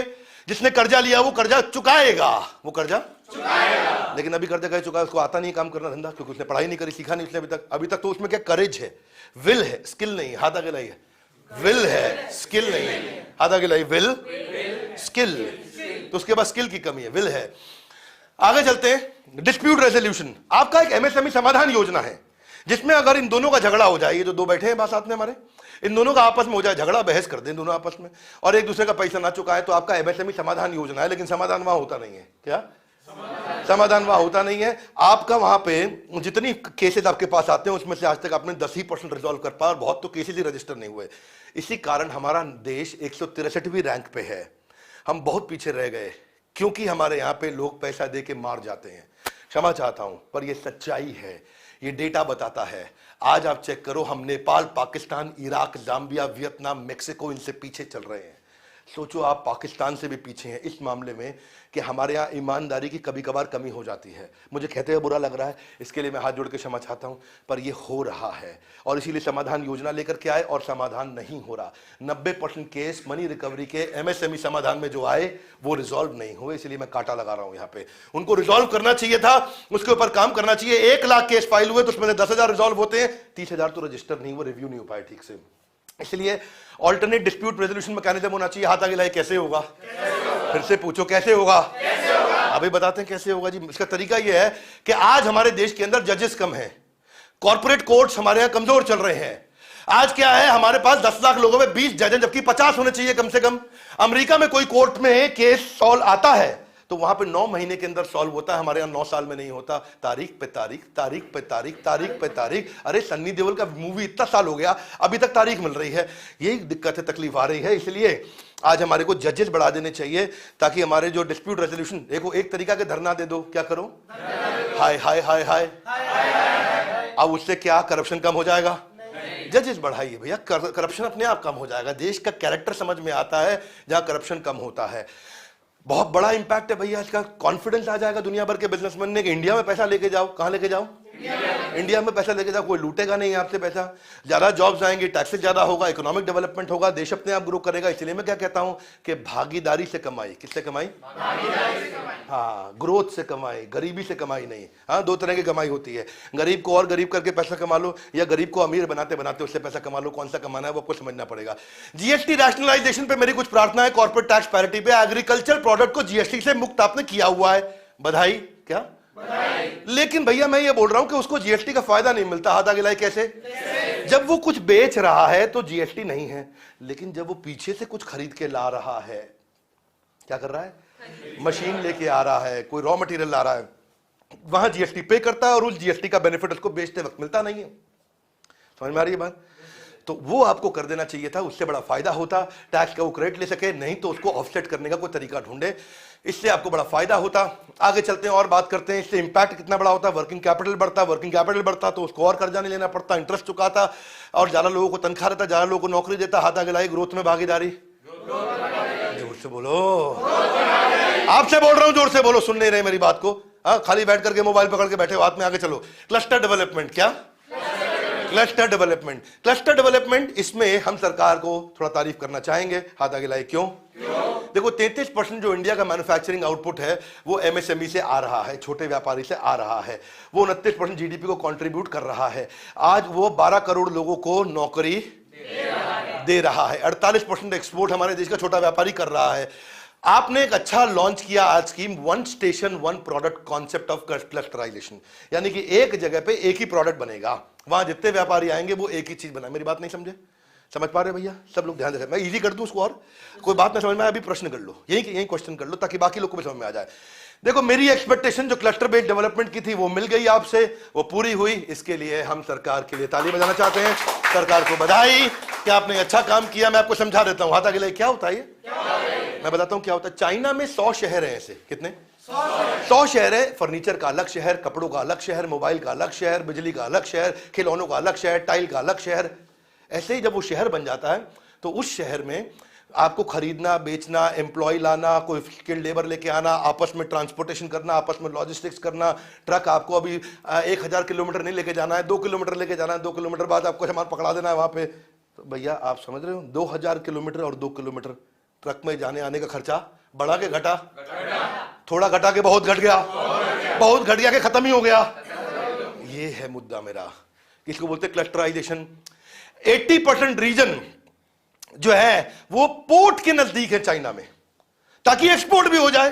पोर्ट के नजदीक, पोर्ट से होता है एक्सपोर्ट। क्या? पोर्ट से होता है इंपोर्ट। क्या? तो पोर्ट के नजदीक कर दें, क्लस्टराइजेशन कर दें आप। इसका बहुत फायदा है, ट्रेड एक जगह पे होगा, सप्लाई चेन चीपर हो जाएगा, लॉजिस्टिक्स का, ट्रैवल का खर्चा खत्म हो जाएगा, और फॉरेन करेंसी बहुत आएगा क्योंकि विदेश से लोग आएंगे, एक ही जगह पे पूरा शहर देख लेंगे और एक ही जगह पे डिसीजन लेके चले जाएंगे। ऐसा नहीं कि चेन्नई भी घूम रहा है, मुंबई भी घूम रहा है, पुणे भी जा रहा है, दिल्ली भी जा रहा है, कोलकाता भी जा रहा है, गांव में जा रहा है, शहर में जा रहा है। हाथ आगे लाई, कहां जाऊं? कहीं मत जाओ, एक शहर में आओ, सारा काम करके वापस चले जाओ। ओए होए होए होए, क्या? हाँ बोलो, हाथ पीछे से लेकर गया जोर से, अरे वाह। हाँ, तो इसके लिए निर्मला सीतारमण आपको हम बहुत बधाई देना चाहते हैं। आपने अच्छा काम किया, इस पे आप इनिशिएटिव ले रहे हैं। इससे मनी आउटफ्लो बढ़ेगा, इकोनॉमी बूस्ट होगी, बैंकिंग को फायदा होगा, इकोनॉमी को इंपटस मिलेगा। इसलिए मैं बोल रहा हूं करेज की सरकार। कौन सी सरकार? हाँ, कर्ज कम करने की सरकार नहीं है ये कर्ज नहीं कम करेगी, ये करेज ज्यादा देती है। तो उस तरह की थोड़ी सरकार डिफरेंट है ये, तो ये हिम्मत का काम कर रहे हैं, लेकिन इससे लोग नाराज भी होते हैं। ये ऐसा ही है जैसे बच्चे के हाथ से उसको मोबाइल में अभी वीडियो गेम खेलना है, लेकिन मोबाइल छीन के उसको पढ़ने पर लगा दिया, बोला तुझे फायदा 10 साल बाद होगा, बोल रहे मुझको फायदा अभी चाहिए। क्या फायदा? इसको ना, इसका तरीका है इस बात को समझने का। ये ऐसा है, ये आयुर्वेद की सरकार है, एलोपैथी की नहीं है। एलोपैथी में बीमारी आज दूर होती है, आपको बुखार चढ़ा है, भाई अभी गोली दो, अभी बुखार कम हो जाए। लेकिन नहीं नहीं नहीं, हम तो तुमको अश्वगंधा देंगे, हम तो तुमको तुलसी देंगे, इससे तुम्हारी बीमारी जाएगी 1 साल के बाद, लेकिन चली जाएगी, उसके बाद दोबारा नहीं आएगी। तो ये फर्क है। तो लेकिन भैया जब एलोपैथी की जरूरत है तो वो भी दे दो, ठीक बात है कि नहीं? Yes no? तो दोनों का समझना चाहिए आपको। आयुर्वेद जड़ से खत्म करेगा। देखो अगर ये देवी जी बैठी, इनके यहाँ गाल पे क्या हो जाए? पिंपल। क्या हो जाए? हाँ, तो इनका छुप जाएगा डिम्पल। क्या छुप जाएगा? तो इनको अगर पिंपल हो गया तो इनको ऑइंटमेंट लगाए तो पिंपल चला जाएगा, लेकिन यहां से निकल आएगा। फिर ऑइंटमेंट यहां लगाए, यहां से चला जाएगा, यहां से निकल आएगा, लेकिन बार बार पिंपल जाएगा, आएगा, जाएगा, जाएगा। तो इसलिए इनका खून साफ करा दो, कोई ऐसा सोल्यूशन पिला दो जिससे खून साफ हो जाए, पिंपल कभी नहीं आएगा। तो मैं सरकार का आपको पर्सपेक्टिव दे रहा हूं, लेकिन आपको क्या है, अभी कल शादी में जाना तो आज आपको खून साफ करने से बात नहीं बनेगी। आज आपको ऑइंटमेंट भी लगाना है और ब्लड भी प्यूरिफाई करना है। ऐसे समझिए ताकि आपको पूरी बात समझ में आए, क्योंकि जो आपको ट्वीट करके बताएगा वो अधूरी बात बताएगा। कौन सी बात बताएगा? हम आपको सही भी बता देंगे, गलत भी बता देंगे। तो जो गलत किया है उसके लिए गलत, जो सही किया है उसके लिए ताली, जो गलत किया हमारे हाथ खाली। आगे बढ़ते हैं, जरा बात को समझते हैं। देखिए, यूनियन बजट हेल्थ केयर पे भी होना चाहिए था। किस पे? इसीलिए हाथ आगे लाइए, आज तक का बजट पे सबसे बढ़िया वीडियो, बजट पे सबसे बढ़िया वीडियो। पूरे देश को समझ में आ जाएगा भैया, अनएजुकेटेड मत रहो। ऐसे जाके वोट दे आते हो, क्या मिला? पहुआ मिला मुझको, पी लिया, मैं जाके वोट दे के आऊंगा। तुम पागल आदमी हो यार, पहले पूरी बात सीखो। कौन सी बात सीखो? पूरी बात, अधूरी बात नहीं। 5 राज्यों में इलेक्शन आ रहा है, किसको दे के आओगे वोट? जो मुझे पहुआ देगा। अरे भैया क्या काम करते हो यार तुम, मेरे को गुस्सा आ रहा है, मैं लेकिन हंस के बात कर रहा हूं आपसे। हेल्थ केयर में बात होनी चाहिए थी। देखिए हुई बात, ठीक है। मेरी ये एक्सपेक्टेशन थी कि आपका 1.8% जीडीपी का जो आप इन्वेस्ट कर रहे हो वो 3% तक चला जाए, यानी कि 6 लाख करोड़ रुपया। वो आपने नहीं किया, उसको हमको थोड़ा दुख लगा, क्योंकि चाइना 7% खर्च कर रहा है, हम 0.25% कर रहे हैं। अमेरिका 9% कर रहा है, हम 0.2% कर रहे हैं। मानते हैं उनके पास पैसा ज्यादा है। हम ये नहीं कह रहे कि आप 9% कर देते, हम ये कह रहे हैं कि 2 से 3 कर देते। क्या हम ठीक कह रहे हैं? Yes no? क्योंकि अच्छा देखिए, इंडिया को जो है ना, इस समय डॉक्टर पेशेंट का जो रेशियो है बहुत कमजोर चल रहा है। आधा गिला कैसे? देखो ऐसे है कि इंडिया में 1000 पे 0.8 डॉक्टर है, चाइना में थोड़ा ज्यादा है, 2 है, और वही जर्मनी में देखे तो 4.3 है। ये नंबर इंडिया का बहुत पुअर आ रहा है। मुझे लगता है स्क्रीन पे आपको दिख नहीं रहा होगा ये, क्योंकि इसका जो है फॉन्ट डिजाइन वो लाइट है। ये इंटरनेट से मैं इमेज एज इट इज लाके लगा दिया था, यहाँ पे जल्दी हो रही थी। ये तो है नहीं कि बजट आ गया था 1 महीना पहले, मैं प्रिपरेशन कर रहा था, आज ही बजट आया, आज ही वीडियो लेके आया। तो जो छोटी मोटी गलती होगी उसको आप जरा क्षमा भी कर सकते हैं हमारे को, और अगर कोई बात अच्छी लगे तो जोर से ताली भी बजा सकते हैं। आगे चलते हैं। इसलिए आपको एम्स बढ़ाने चाहिए। कितने? क्या बढ़ाने चाहिए? मैं दिल्ली के एम्स के बाहर जाता हूं, मेरा दिल दुखता है, बहुत दिल दुखता है। लंबी लंबी लाइनें लगी हुई हैं। कोई एनजीओ वाला बेचारा आकर के आलू पूड़ी वहां बात जाता, खा करके वो अपना गुजारा कर रहा है, कोई पूछने वाला नहीं है उनको। सुबह 4 बजे जाकर देखो 4 किलोमीटर की लाइन, क्या? अब 5 बज जाता तो 5 किलोमीटर की, 6 बजता तो 6 किलोमीटर की, हर घंटे पे 1 किलोमीटर की लाइन बढ़ जाती है। कार्ड का नंबर नहीं आता गरीब आदमी का। अच्छा आपको बधाई, आपने 23 एम्स बनाए लेकिन 9 ही चलाए। आपने 23 एम्स बनाए लेकिन ये क्या बात हुई? इसका मतलब आपकी एग्जीक्यूशन कैपेबिलिटी पर और काम करना चाहिए आपको। गवर्नमेंट हॉस्पिटल में हमारे देश में 7 लाख बेड हैं, और जबकि आप अमेरिका में या चाइना में देखोगे 70 लाख बेड है। तो वहां बीमारी होती है तुरंत आपको इलाज मिल जाता है। यहां 7 लाख है, वहां 70 लाख है। इसलिए इस पे हेल्थ केयर पे पैसा और इन्वेस्ट करने की इच्छा थी, हमारी एक्सपेक्टेशन थी। अगर आप स्पीड अप कर सके, ज्यादा बेड ला सके तो बहुत बड़ा फर्क होगा, कैपेसिटी डेवलपमेंट होगा। अनमेट डिमांड, कौन सी डिमांड? जो अधूरी डिमांड है, जो कि अभी पूर्ण नहीं हो सकी है। हेल्थ केयर आपका अगर रिमोट तक पहुंच जाए, छोटे गांव में पहुंच जाए, अगर आपका बिल्कुल छोटे गांव में आपका पहुंच जाए, गुवाहाटी में एम्स बना दो, बेचारे को दिल्ली आने की जरूरत नहीं है कि नहीं है? एयर एम्बुलेंस पे आता है, किस पे? अब उसको कोई बेचारे को अचानक कोई तकलीफ हुई, एयर एम्बुलेंस पे दिल्ली पहुंचता है, जाकर के कहीं इलाज कराता है। आपने वहीं एम्स बना लो तो उसको आना नहीं पड़ेगा, यहाँ पे आपका वजन नहीं पड़ेगा। अब हेल्थ केयर के लिए मैं एक सुझाव देना चाहता हूं, सुनना चाहेंगे? अगर आप फंड R&D के लिए लॉन्च कर दें और फार्मा कंपनी को दे दें, जैसे आपने NHAI के लिए किया है, national highway authority of India के लिए किया है, आपने रूरल इलेक्ट्रिफिकेशन कॉर्पोरेशन के लिए किया है, तो आप ऐसा टैक्स फ्री अगर फंड लॉन्च कर दें R&D के लिए फार्मा कंपनी को, भैया तुम फार्मा कंपनी हो, हाँ मैं हूं, तो हम आपको पैसा दे रहे हैं टैक्स फ्री। इसमें आदमी को फायदा मिलेगा, उसको टैक्स नहीं लगेगा इनकम पे, वो पैसा आपको दे देगा। आप उससे R&D करो, लेकिन फिर इससे बाद में क्या करो, इनको बोलो कि भैया तुमको आसानी से पैसा मिला है, इसीलिए तुम अब सस्ती दवाइयां बनाओ। क्या बनाओ? आसानी से पैसा मिला, सस्ती दवाइयां बनाओ। कौन सी वाली दवाइयां सस्ती बनाओ?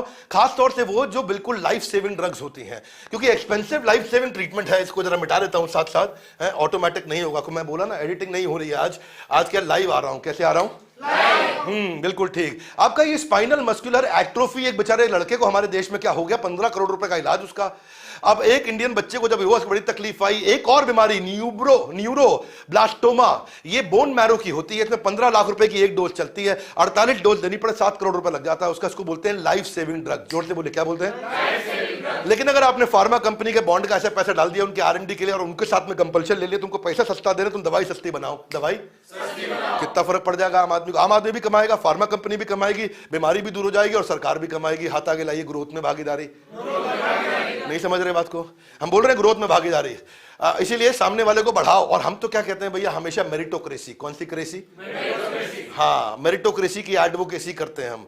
हाँ, हम ऑटोक्रेसी नहीं कह रहे, मेरिटोक्रेसी। जो आदमी काबिल है उसको आगे बढ़ाओ। अब ये रेटिनल डिस्ट्रोफी ने बीमारी, 6 करोड़ रुपए का इलाज है उसमें, बेचारे की आंख का उसका विजन खत्म होने लग जाता है, कंप्लीट ब्लाइंडनेस की तरफ चला जाता है, लेकिन लोग करा नहीं पाते इलाज। इस चश्मा खरीदने में दिक्कत आ जाती है उनको, ऑनलाइन जाकर के 25 वेबसाइट देख लेते हैं, और ये 6 करोड़ रुपए कौन देगा आंखों के लिए? हाँ, अब GST हेल्थ केयर पे अगर आप कम कर दें, और कैसे करें कि पूरी सप्लाई चेन को 0 रेटिंग कर दें। पूरी सप्लाई चेन क्या मतलब हुआ? पूरी सप्लाई चेन, जो दवाई के लिए पत्ता बना रहा है, जो दवाई के लिए दवाई बना रहा है, जो दवाई की पैकेजिंग कर रहा है, जो दवाई को बेच रहा है, जो दवाई को खरीद रहा है, जो दवाई को रेकमेंड कर रहा है, अगर पूरी की पूरी वैल्यू चेन के लिए आपने उसको 0 टैक्स कर दिया तो दवाइयां सस्ती होंगी। दवाइयां सस्ती होंगी तो आम आदमी के लिए इलाज आसान होगा। आम आदमी का इलाज आसान होगा तो बात और आगे बढ़ेगी, और जब बात आगे बढ़ेगी उस बेचारे का कर्जा, मकान बेचना पड़ जाता है, ज्वेलरी बेचनी पड़ जाती। कोविड में कितने लोग बर्बाद हो गए, नहीं समझ में आई क्या बात? तो इसीलिए उसको एक्सेसिबल, अफोर्डेबल बनाना चाहिए था। ये हमारे कुछ सुझाव हैं। हमारे फाइनेंस मिनिस्टर को स्पेशल बजट होना चाहिए था, प्रिवेंटिव हेल्थ केयर, ये बहुत बड़ा गेम चेंजर है। हाथ आगे लाई, कैसे? ध्यान से सुनो, बोलो कैसे? अभी बताते हैं ऐसे। बोलो कापा, करेक्टिव एक्शन, प्रिवेंटिव एक्शन। जोर से बोलो, करेक्टिव एक्शन। करेक्टिव एक्शन क्या? बीमार हो गया तो इलाज करा दिया। प्रिवेंटिव एक्शन क्या? ऐसा क्या करें कि बीमारी ना हो। ओहो ओहो, हाँ, तो देखो मेरी बात समझो कि बीमारी ना हो आदमी, वो कैसा? एक गाने में भी आता ना, ओहो, कौन सा गाना मुझे मालूम नहीं, अभी मुद्दे पे समझते हैं हम, हैं जी? अच्छा, गाना सोचने लग गए आप सारे। देखो यही दिक्कत है, थोड़ा सा छेड़ क्या दो आपको, 12 सेकंड 15 सेकंड की शॉर्ट वीडियो देखने की इतनी आदत पड़ गई है कि लॉन्ग वीडियो छोड़ के जाने में लगे रहते हो। हाथ आगे लाइए। नहीं अटेंड करूंगा क्या? पूरा अटेंड करूंगा। हाँ हाँ, बिल्कुल ठीक। हाँ, ओके। अभी देखो कापा क्या होता है, corrective action, preventive action.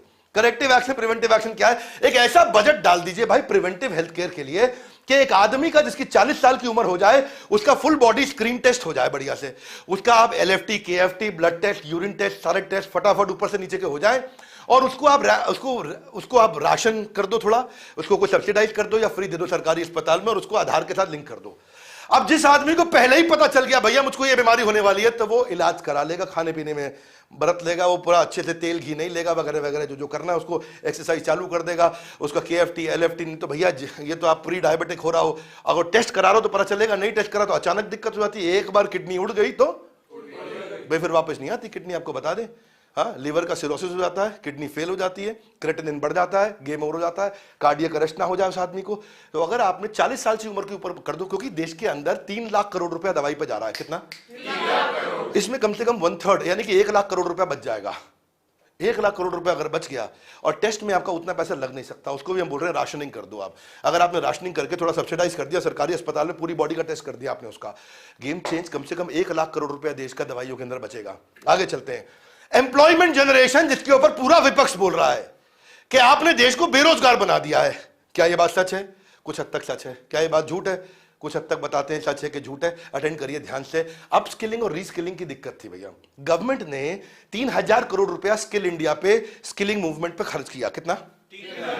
3000 crore रुपया। कम है क्या? अच्छा पैसा लगाया सरकार ने, ठीक है, बताते हैं कम है कि नहीं है। लेकिन हो क्या रहा है, आज चाइना में जो मैन पावर है वो 30% स्किल्ड है, हमारे देश में अभी भी 2% स्किल्ड है। आप खर्चा तो पूरा कर रहे हैं लेकिन आउटपुट नहीं आ रहा। क्या नहीं आ रहा? आउटपुट नहीं आ रहा। आप लगा रहे हैं पैसा लेकिन ROI नहीं आ रहा है। तो पैसा इन्वेस्ट करो, ROI नहीं लाए, ऐसा धंधा करना चाहिए? नहीं। इसका मतलब आप पैसा ठीक से इन्वेस्ट नहीं कर रहे। क्या नहीं कर रहे? ठीक से इन्वेस्ट नहीं कर रहे। इसीलिए टिम कुक आके क्या बोल गए? टिम कुक इंडिया आ करके बोल के गए सबके सामने पब्लिक में, चाइना में स्किल्ड मैन पावर, क्राफ्ट्समैनशिप है, सोफिस्टिकेशन है, इसीलिए मेरी फैक्ट्री चाइना में लगा रहा हूं। हाथ आगे लाइए। ये तो गलत बात है। यही हो रहा है हमारे साथ में। क्यों? क्योंकि आपको स्किल्ड मैन पावर की कमी हो रही है। तो अब देखो इसके लिए क्या है, स्कीम आपकी ठीक से काम नहीं कर रही। आप पैसा दे रहे हैं, राजीव गांधी बोलते थे 100 रुपया चलता है 12 पैसा पहुंचता है, नहीं 1 रुपया चलता है 12 पैसा पहुंचता है। वही आज देखें आप कितना पैसा लगाया आपने। अब इसलिए इस मैकेनिज्म में इफेक्टिवनेस का असेसमेंट होना चाहिए कि ये ठीक से इफेक्टिवली हो रहा है कि नहीं हो रहा। आरओआई तभी आएगा। 60 लाख नई जॉब आप कह रहे हैं कि क्रिएट करेंगे इससे। किससे क्रिएट करेंगे? पीएलआई स्कीम से। वो हमको अच्छा लगा, उसके लिए आपको बधाई। प्रोडक्शन लिंक्ड इंसेंटिव, ये बिल्कुल ठीक है, तो उसके लिए सरकार को हम बधाई देना चाहते हैं। ये मोटिवेट करेगा एमएसएमई को, एम्प्लॉयमेंट बढ़ेगी इससे। लेकिन स्किलिंग स्कीम अगर ठीक से नहीं चली, देखो एक तो होता है पैच वर्क। कौन सा वर्क? ऑइंटमेंट लगा लें देवी जी पे, क्योंकि पिंपल है, छुप गया उनका डिंपल है कि नहीं? तो अब पैच वर्क ऐसा ही होता है। लेकिन दूसरा होता है रिफॉर्म, यानी कि आपको खून साफ करना है ना? क्या साफ करना है? खून साफ। अब देखो आप एम्प्लॉय लिंक्ड इंसेंटिव भी होता है। ज्यादा एम्प्लॉय हायर कर लो तुमको इंसेंटिव दे दूंगा, बिल्कुल गलत स्कीम। ज्यादा प्रोडक्शन कर लो तुमको इंसेंटिव दे दूंगा, ये सही स्कीम। तो सरकार ने इस पर अच्छा किया। रिफॉर्म क्या होना चाहिए? रिफॉर्म ऐसा होना चाहिए कि आप अगर ईज ऑफ डूइंग बिजनेस कर दो, नए नए बिजनेस, माइक्रो एंटरप्रेन्योरशिप, 1 लाख की पॉपुलेशन के शहर के अंदर ही बिजनेस हो जाए, आदमी को माइग्रेट ना करना पड़े। क्या ना करना पड़े? क्योंकि 1 लाख की पॉपुलेशन वाले छोटे छोटे बहुत से शहर हैं और उनके आसपास कितने गांव हैं। अब ये लड़का मेरे साथ काम करता, पहाड़ों से आया है, इसके वहीं कहीं अच्छी नौकरी लग रही होती तो माता पिता के साथ रहता है, जिनकी माँ कितनी मिस करती है। कोई दिल्ली में हमारे साथ रह रहा है, लेकिन हम इनको भाई वाला प्यार देते हैं, पर फिर भी अगर माँ बाप के साथ रह रहा होता कितना खुश होता है। क्योंकि माइक्रो एंटरप्रेन्योरशिप की कमी है, इसलिए वहां नौकरियां नहीं। मेरी बात समझ आ रही है? Yes no? अब वो कैसे हाथ आगे लाई, कैसे करें? आप नया बिजनेस शुरू करने को आसान कर दो। क्या कर दो? आसान कर दो भैया। कंटिन्यूस चलने वाला प्रोग्राम मेरे साथ रहना। इस प्रोग्राम की खत्म होने की ना करना जल्दी, क्योंकि इसने लाखों की जिंदगी अब बिल्कुल ठीक पकड़ लिया आपने। देखो जब नया बिजनेस चालू होता है तो वाइंडिंग अप फॉर्मेलिटी, फेल होने पे भी बिजनेस सरकार 2 साल लगवा देती है आपको बंद करने में धंधा। ये थोड़ी है कि आपका धंधा बंद हुआ तो कल बंद कर दोगे। 2 साल की फॉर्मेलिटी होती है, उसको सरकार ने 6 महीने किया। आपको बधाई उसके लिए। 1 नेशन 1 रजिस्ट्रेशन आपने किया और वो एस्टैब्लिश आप करने जा रहे हैं, उसके लिए आपको बधाई। यहां पे हम आपको अच्छा नंबर देना चाहते हैं। ये रिड्यूस करेगा रेड टेपिज्म को और करप्शन को। एक ही जगह अगर सिंगल विंडो सिस्टम हो जाए, नए एंटरप्रेन्योर आएंगे, नए एंटरप्रेन्योर आके बिजनेस शुरू करेंगे और इससे ज्यादा नौकरियां लगेंगी। लेकिन इसमें कुछ और भी मैं सुझाव देना चाहता हूं। क्या जानना चाहेंगे? नया बिजनेस शुरू करने में आसान करने के लिए आपको इमीडिएट रजिस्ट्रेशन कर देना चाहिए। आज हमारे देश में रजिस्ट्रेशन में लगते हैं 15 दिन, सिंगापुर में लगते हैं 1 दिन, और एस्टोनिया नाम का शायद देश है जिसमें लगता है कितना? आधा घंटा। कितना? आधा घंटा। हमारे देश में लगता है 15 दिन। तो इसका मतलब इंप्रूवमेंट का स्कोप है। दूसरा, रिडंडेंट रेगुलेशन, आज सरकार ने उस पर काम किया, कई पुराने रेगुलेशंस को खत्म किया है। उसके लिए आपको बहुत बधाई। इतने आपने नियम कानून बना दिए, इतने नियम कानून बना दिए, आदमी का काम करने का मन ही ना करे। है जी? आप क्या चाहते हैं? कई बार ऐसा चाहते हैं, मैं आपको नहीं बोल रहा हूं, इस सरकार को, ये 50 साल से सरकारें चल रही हैं, आ रही हैं, जा रही हैं। तो ऐसा चेन से आपने चारों तरफ से इंसान को बांध दिया। जैसे समझो घोड़े को आपने हर तरफ से बांध दिया, अब उसको बोल रहे हो भागो। क्या भागो? कैसे भागेगा? इतने आपने रस्सियां से बांध दिया उसको। तो रस्सी खोलो। क्या करो? रस्सी खोलो। आपको यूईएन चालू कर दो, मेरा सुझाव है। इसको बोलते हैं यूनिक एंटरप्राइज नंबर। ये एक नंबर है। अब आपको 40 लाइसेंस चाहिए तो उसमें आपको जीएसटी का नंबर, आधार का नंबर, पैन का नंबर, इसका नंबर, उसका नंबर, आपका नंबर, मेरा नंबर, नंबर। अरे कितने नंबर देगा? एक नंबर बना दो। एक नंबर बनाएगा, उससे सारी चीजें लिंक हो जाए, जैसे आधार किया आपने। समझ रहे हैं बात को? एंटरप्राइज का डॉक्यूमेंट वॉल्ट बना दो। उस डॉक्यूमेंट वॉल्ट का उसने नंबर दिया और वहां पे जहां भी वो जा रहा है वो सारे डॉक्यूमेंट एक्सेस कर ले, वो सरकारी एजेंसी। ये नहीं कि अब ये जमा करो, ये जमा करो, ये जमा करो, रोज जमा करने आ रहा है जी, रोज चक्कर कटा रहे हैं आप उसको। इतने चक्कर कटा रहे हैं, चक्कर पे चक्कर। क्या वैसा ही है सनी देओल कितने तारीख पे तारीख। आगे चलते हैं। कमर्शियल कोर्ट को बढ़ाइए कि अगर झगड़ा हो जाता तो कमर्शियल कोर्ट आ जाए। कमर्शियल कोर्ट में आप ज्यादा कमर्शियल कोर्ट आ जाए, ज्यादा वो जजेस आए जो जिसको चोरी चक्कारी नहीं, बिजनेस के केसेस की समझ हो, यानी कि वो वाले जजेस ज्यादा बढ़ेंगे तो आपका काम होगा। आप सारा कंप्लायंस को डिजिटाइज कर दो। क्या कर दो? कंप्लायंस को। जितने भी कंप्लायंस है, इस दफ्तर जाओ, उस दफ्तर जाओ, कहीं मत जाओ, यहीं अपलोड कर दो घर से बैठ के। अरे इतना तेज, ये कर दो तो फर्क पड़ जाएगा। अच्छा, किसी को इंस्पेक्ट करने आना है, चेकिंग करने आना है, इंस्पेक्टर राज बोलते हैं, वो आता है ऑफिस में, आपके दफ्तर पहुंच जाता है इंस्पेक्टर राज। लाओ भाई कागज खोलो, कागज खोलो, क्या चक्कर चल रहा है यहाँ पे? हाँ खोलो सब कुछ, तुम दिखाओ मुझको। अच्छा, अब क्या रहता है? उसी चक्कर में चलता है अंडर टेबल। कौन सा टेबल? तो वो खत्म हो जाएगा क्योंकि आपने सब कुछ डिजिटल कर दिया। अब डिजिटल कर दिया, अपने आप इंस्पेक्शन हो रहा है, अपने आप अप्रूवल हो रहा है। हाँ अच्छा, फिर सिंगल विंडो रेगुलेटरी अपडेट, तो इस पर सरकार ने काम किया। लोन्स एंड ग्रांट्स भी आप बढ़ा रहे हैं, तो कुछ बधाई। कुछ जो चीजें आपने नहीं करी हैं उनको पूर्ण करिए। इससे बहुत स्पीड बढ़ेगी। अच्छा, अब मैं कुछ आपको कमियों में बताता हूं। एनडीटीवी पे, एनडीटीवी एक होता है जी न्यूज, एक होता है एनडीटीवी, इसके बारे में ज्यादा बात नहीं करूंगा मैं। तो वो इसमें कहते हैं कि कुछ चीजें ऐसी हैं जो हम बजट में उम्मीद कर रहे थे, अर्बन एम्प्लॉयमेंट की गारंटी स्कीम, लेकिन ऐसा कुछ नहीं हुआ। और ये निखिल डे ने आकर के यहाँ पे फाउंडिंग मेंबर मजदूर किसान शक्ति संगठन, इन्होंने उसको ट्वीट किया कि भाई वो बोल रहा है कि भाई आपने इस पे काम नहीं किया है। दूसरी तरफ अभी सलमान अनीस सोज हैं, इन्होंने भी ऐसा ही किया कि भाई नहीं नहीं नहीं 19 करोड़ नौकरी चाहिए थी, वो हुई नहीं बिल्कुल भी, हमारा देश में तो बुरा हाल है। तो मैंने आपको बताया कि उसी चीज को लोग कैसे देखते हैं, कोई उसको अच्छा देख के बता रहा है, कोई बुरा देख के बता रहा है, हर एक का अपना एजेंडा है। लेकिन हम आपको अच्छा भी बता रहे हैं, बुरा भी बता रहे हैं, ताकि आपकी नॉलेज इंफॉर्मेशन बढ़ जाए। ये एक वीडियो जो आपको संपूर्ण नॉलेज दे देगा बजट के बारे में। Are you with me loudly? Yes no? Sunil Duggal ये क्या कहते हैं, इनके हिसाब से बहुत बढ़िया बना है भैया, इनके हिसाब से लार्ज स्केल एम्प्लॉयमेंट होने जा रहा है, हाँ, इतना बड़ी नौकरी लगने वाली। तो ये बहुत तारीफ कर रहे हैं। अब कुछ लोग आदमी आपको बहुत तारीफ करते दिखाई पड़ेंगे और कुछ आपको बहुत बुराई करते दिखाई पड़ेंगे, लेकिन आपको यह पता नहीं चल पाएगा कि एक्चुअली सही हुआ क्या है, गलत हुआ क्या है। वही हमारा काम है, हम आपको सही भी बता देंगे, गलत भी बता देंगे। सीताराम येचुरी ये कहते हैं कि भाई 20 करोड़ नौकरी इस समय मिस कर रही है हमारे देश में।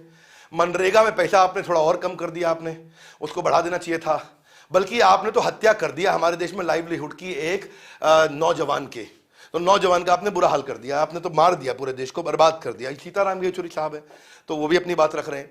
तो देखो, जो भी लोग कह रहे हैं उनमें काफी सच्चाई भी है, ये भी जो कह रहे हैं उसमें काफी सच्चाई है, लेकिन दूसरी तरफ में भी बहुत सच्चाई है कि उन्होंने लॉन्ग टर्म इनिशिएटिव लिए हैं इस बार, जिससे आने वाले समय में आप परमानेंट इन प्रॉब्लम्स को सॉल्व कर पाएंगे। केवल आज के नहीं, या तो आप कैसा कर दो भाई, फ्री में आपको बिजली, फ्री में पानी, फ्री में खाना, फ्री में सब कुछ, फ्री में मौज करो आप, हैं? क्या करो? मौज कर दी भाई, मौज कर दी, बहुत मौज कर दी, ये भी होता है। लेकिन दूसरा तरीका है भाई, हम आपको लॉन्ग टर्म सस्टेनेबिलिटी ला के दें। जरूरत तो दोनों की थी। हम चलते हैं पीएम गति शक्ति, इसकी मैं बहुत तारीफ करना चाहता हूं। क्या करना चाहता हूं? तारीफ। गति शक्ति क्या है? एक ऐसा मास्टर प्लान जो 7 इंजन इकोनॉमिक ट्रांसफॉर्मेशन ला दे। हाथ आगे लाइए, ऐसा हाथ करिए, बोलिए गति, चलो, बहुत तेज चलो। हाथ आगे लाइए, कैसे? सड़क बनाएंगे उस पर चलो। हाथ आगे लाइए, और कैसे? ट्रेन पे चलो, आप और तेज चलो, एयरपोर्ट पे चलो, फ्लाइट लेके चलो, पोर्ट से चलो, आप अलग बस से चलो, आप मेट्रो से चलो, वाटरवे समुद्र से चलो, आप अलग प्रकार के लॉजिस्टिक्स से चलो। हाथ आगे लाई, गति। हाँ, अगर बढ़ गई आपकी गति तो खत्म हो जाएगी दुर्गति। मेरी बात समझ आ रही है? नो? ये लॉन्ग टर्म रिफॉर्म है। ऐसा नहीं कि आज भैया पेपर साइन किया और कल से जो है 5000 ट्रेन चालू हो गई या 1000 ट्रेन चालू हो गई, ये ऐसा नहीं है। इसीलिए बता रहे हैं आपको। तो ये प्रोजेक्ट में आपने अच्छा काम किया। पीएम गति मिशन एक्सप्रेसवे, आपका फॉर्मुलेशन आपने इस पे कर दिया। नेशनल हाईवे नेटवर्क आप 25,000 किलोमीटर इस साल बढ़ा देंगे। आप 1,15,000 किलोमीटर की सड़कें बना चुके हैं। सड़क बनती है तो बहुत फर्क पड़ता है, बहुत फर्क पड़ता है भैया। इसीलिए सड़क बनाने पे आप पैसा डाल रहे हैं, उसके लिए आपको बहुत बधाई। इस पे अच्छा पैसा इन्वेस्ट करना चाहिए, इंफ्रास्ट्रक्चर पे करना ही चाहिए था पैसा आपको इन्वेस्ट। बहुत बधाई। 20,000 करोड़ रुपया आप हाईवे नेटवर्क पे जो आपने एक्स्ट्रा लगाने के बाद किया है। रेलवे में आपने गति शक्ति प्लान बनाया है। इसके अलावा 400 नई वंदे भारत ट्रेन लेके आ रही है, थोड़ी मॉडर्न ट्रेन है ये। इन ट्रेन से आप छोटे शहर से छोटे शहर को कनेक्ट कर रहे हैं। ट्रेन में वाईफाई है, खाने की सुविधा है, ट्रेन ज्यादा अच्छा है, ट्रेन थोड़ी नई प्रकार की है, सुंदर है ये। आप 5 रिवर को इंटरलिंक करने जा रहे हैं। 44,000 करोड़ रुपए आपने इरिगेशन पे इस प्लान पे लगाया, बहुत बधाई, अच्छा काम किया।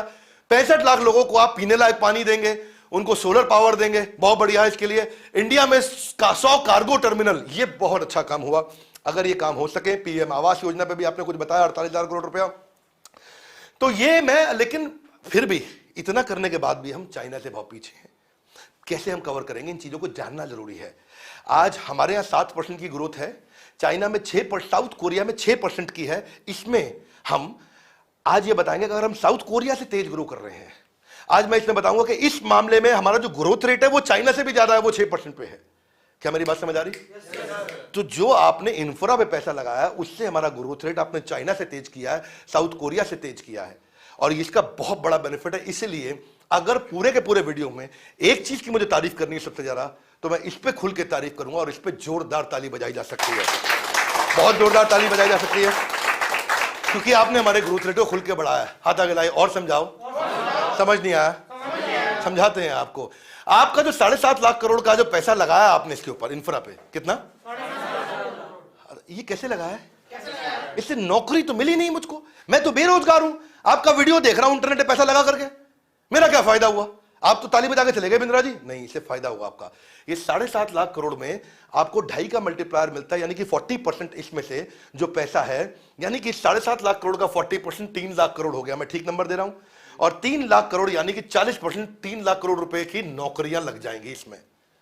अगर 3 लाख करोड़ की नौकरी लगी तो यह पक्का है कि इसमें बाकी 4.5 लाख आपका मशीनरी में चला जाएगा, मटेरियल में चला जाएगा, यानी कि पक्का है कि 1 करोड़ लोगों की नौकरी लग जाएगी इसमें। अगर 1 करोड़ लोगों की over a period of next few years नौकरी बढ़ती है तो इससे नौकरी भी बढ़ेगी। भैया जब इंफ्रा आता है तो फायदा सब जगह होता है, जब खुशहाली आती है तो फायदा सबका होता है, जब खुशहाली आती है तो फायदा सबका होता है। क्योंकि देखो इसमें इंजीनियर का फायदा होगा, कंसल्टेंट का फायदा होगा, प्लम्बर का फायदा होगा, कारपेंटर भी आएगा, अलमारी बना के जाएगा, इलेक्ट्रिशियन भी आएगा, बिजली लगा के जाएगा, लेबर भी काम करेगा, कॉन्ट्रैक्टर भी काम करेगा, इसके अंदर स्टील वाला भी कमाएगा, इसमें सीमेंट वाला भी कमाएगा, लकड़ी वाला भी कमाएगा, ईंट वाला भी कमाएगा, इसमें earth mover, contractor, compactor, road roller, ये सब आएंगे, आपका पेट्रोल डीजल सब। तो इसलिए इससे बिल्कुल चौमुहा विकास होगा। पर हाथ अगर आज नहीं मिलेगा क्या? आज नहीं। तो आज वाला गलत किया आपने, मिस किया, कुछ आज का ध्यान रखना चाहिए था, है कि नहीं? तो क्योंकि आज ये बेचारा तनख्वाह कमा रहा है, इसको टैक्स का बेनिफिट देना चाहिए था आपको, वो आपने नहीं दिया, लेकिन लॉन्ग टर्म पे आपने काम किया। तो ये बैलेंस्ड अप्रोच से आपको बता रहा हूं मैं। किरण बेदी ने इसीलिए बड़े फेवर में बोला, बड़ा स्ट्रांगली बोला। किरण बेदी कहती है कि कौन कह रहा है कि आम आदमी का बजट नहीं है, इससे आपका ट्रेन है, मेडिकल है, इंफ्रा है, पीने का पानी है, मकान है, सोलर है, आपका होम ग्रोन डिफेंस प्रोडक्शन कर रहे हैं, बहुत चीजें कर रहे हैं। तो किरण बेदी महोदय ने, आपने खुल के इस सरकार की तारीफ करी, कभी कभी आप बुराई भी करती हैं इस सरकार की, लेकिन आज आपने खुल के तारीफ करी, आपके बारे में जाना जाता है, पहचाना जाता है आपको खुल के बोलने के लिए। आज आपने बड़ा खुल के इनकी तारीफ में सरकार की आप उठ करके निकल करके आई, इसलिए मैंने आपका भी ट्वीट डाला। ANI पे हमारा इन्होंने ट्वीट किया आशीष चौहान जी के बारे में। आशीष चौहान कौन है? बॉम्बे स्टॉक एक्सचेंज के मैनेजिंग डायरेक्टर, CEO। आपने आकर क्या सरकार की खुल की तारीफ करी, आपने इसके बारे में खुल के बात करी। संबित पात्रा जी, इनको बोलना भी था तो इनकी बात मैं रिपीट नहीं करूंगा, इन्होंने तो तारीफ वैसे भी करनी थी तो उन्होंने कर ही दी है तारीफ। परंतु दूसरी तरफ ये साहब है मल्लिकार्जुन खड़गे, ये राज्यसभा के लीडर ऑफ ऑपोजिशन है, ये बहुत नाराज हुए। ये बोले एंटी पुअर एजेंडा है, ये गरीब के खिलाफ बजट आया है, गरीब को और गरीब बनाने के लिए आया। क्या? गरीब को और गरीब बनाने, तो गरीब को और गरीब बनाने के लिए आया। कैपिटलिस्ट है, इनके दोस्त हैं, वही जो बोलते हैं अडानी अंबानी को पैसा दे दिया। तो ये इनका सब वही रहता है मामला कि आपने सब अपने अमीर दोस्तों को पैसा दे दिया। जैसा कि ये आकर के बताते हैं, भैया मैं इन्हीं की बात रिपीट कर रहा हूं, अपने मन की बात नहीं कह रहा हूं आपको। तो ये आकर के बोले कि मिडिल क्लास और पुअर को कुछ नहीं मिला है, सब बर्बाद हो गया है, सब खत्म हो गया है, पैसा खा गए देश का, हमारा जो है ना अरबपति पैसा खा जाएगा, पूंजीपति सारा पैसा खा जाएगा, वही वाली तकलीफ रहती है। इस बात को गरीब आदमी सोचता है बात ठीक है, वो पैसा खा जाएगा। अच्छा, ये बोलते हैं कि भाई और बहनों आप गरीबों का पैसा खा गया है ये अमीर आदमी। तो वो अब मेरे को समझ में नहीं आता गरीब ने कब पैसा कमाया था जो उसका खा गया है। तो ये बिल्कुल गलत बात है, आप बुरा नहीं मानना मेरी बात को, ये धोखा देते हैं क्योंकि आपको वोट लेना चाहते हैं। मैं ये मल्लिकार्जुन साहब की बात नहीं कर रहा हूं। जब आज का जो प्रेजेंट गवर्नमेंट है वो ऑपोजिशन में जाएगी तो वो ऐसा बोलेगी, और जब ये ऑपोजिशन में रहते हैं तो ये ऐसा बोलते हैं। हाथ आगे लाइए, हमें क्या करना है? आपको पूरी पिक्चर समझनी है। जोर से बोलिए, क्या करनी है? ताकि आपके पास नॉलेज आनी चाहिए, नहीं तो पौवे के लिए वोट दिया होगा जा करके। भाई लोग, आप लोग हंस रहे हो, आपको लग रहा है मैं मजाक कर रहा हूं। मैं लाइव हूं आज। क्या हूं? लाइव। हाँ, एकदम लाइव हूं, एकदम, और बिल्कुल अलाइव भी हूं, है कि नहीं है? बिल्कुल जीवंत तरीके से बात कर रहा हूं। ये साहब अतुल मिश्रा जी है, इन्होंने बड़ी बराबर सी, मतलब मिक्स सी बात करी है, तो मैं इनकी भी बात करता हूं। ये कहते हैं मिक्स बजट है। इन्होंने थोड़ा बीच में तारीफ करी, थोड़ी बीच में बुराई भी करी। तो मैंने इसलिए आपको सारे अलग अलग प्रकार के टेक्स्ट दिखाए हैं, और लेकिन मेरे को कुछ तकलीफ है तो मैं अपनी तकलीफ भी आपको बताता हूं, जिससे आपको कुछ और नॉलेज बढ़े। जानना चाहेंगे? Yes no? पहला तकलीफ क्या है? आपको और इन्वेस्ट करना चाहिए इंफ्रा में। जो आपने किया वो अच्छा किया। चाइना 5% स्पेंड कर रहा है, $14 ट्रिलियन, यानी कि आज $700 बिलियन का स्पेंड है, यूएस का भी, US डॉलर्स का। और हमारा क्या है? हमारा बेसिकली इनसे बहुत कम है आज। चाइना हमसे 10 गुना ज्यादा इन्वेस्ट कर रहा है, इन्वेस्टिंग 10 टाइम्स। हाथ आगे लाइए, ऑलरेडी बहुत कुछ है। क्या? ऑलरेडी इतनी इकोनॉमी आ गई, उसके बावजूद हमसे 10 गुना ज्यादा इन्वेस्ट कर रहा है। हमने तो आज भी बहुत ज्यादा इन्वेस्ट करके भी 1/10 किया, और उसी पे लोग इतना नाराज हो गए। इसलिए ये जरूरत है, इंफ्रा पे काफी जरूरत है, इसलिए मैं इसके सहयोग बिल्कुल फेवर में हूं। सबसे तेज ताली मैंने इसी चीज के लिए बजाई कि इंफ्रा पे इन्वेस्ट किया गया। ये नेशनल इंफ्रास्ट्रक्चर इनकी पाइपलाइन है। लेकिन हाथ आगे लाइए, बिंद्रा जी आप क्यों नाराज हो रहे हो?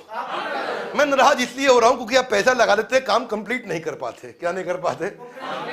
तो आप काम कंप्लीट नहीं कर पाते। 9,221 प्रोजेक्ट आपने लगाए, लेकिन 25% प्रोजेक्ट जो है अभी खाली डेवलपमेंटल स्टेज में, बाकी सब में खाली प्लानिंग चल रही है। क्या चल रही है? प्लानिंग चल रही है। हाथ आगे लाई, सोच रहे हैं, दिमाग लगा रहे हैं। अभी काम भी करना पड़ेगा आपको, देखो स्पीड से आना पड़ेगा। ब्यूरोक्रेसी को आपको समझाओ एग्जीक्यूशन पे आगे बढ़े, क्योंकि बहुत सारे ब्यूरोक्रेट्स हमारे देश में जो आईएएस ऑफिसर है, जिनका हम बहुत सम्मान करते हैं, सबसे इंटेलिजेंट लोग हैं हमारे देश के, परंतु ये मैनेजमेंट बैकग्राउंड से नहीं आते हैं। इनमें काफी सारे नॉन मैनेजमेंट बैकग्राउंड के हैं, जैसे ह्यूमैनिटीज या अलग अलग प्रकार के बहुत सारे बैकग्राउंड। इंटेलिजेंस पूरा, हाथ आगे लाइए, इंटेलिजेंस पूरा, लेकिन नॉन मैनेजमेंट बैकग्राउंड से हैं। उस चक्कर में अब आप क्या करिए, हाथ आगे लाइए, क्या किया जाए? इनको एग्जीक्यूटिव कोर्सेज करा दीजिए। हार्वर्ड का एग्जीक्यूटिव कोर्स करा लीजिए, स्टैनफोर्ड का करा लीजिए, वॉटन का करा लीजिए, आईआईएम का करा लीजिए।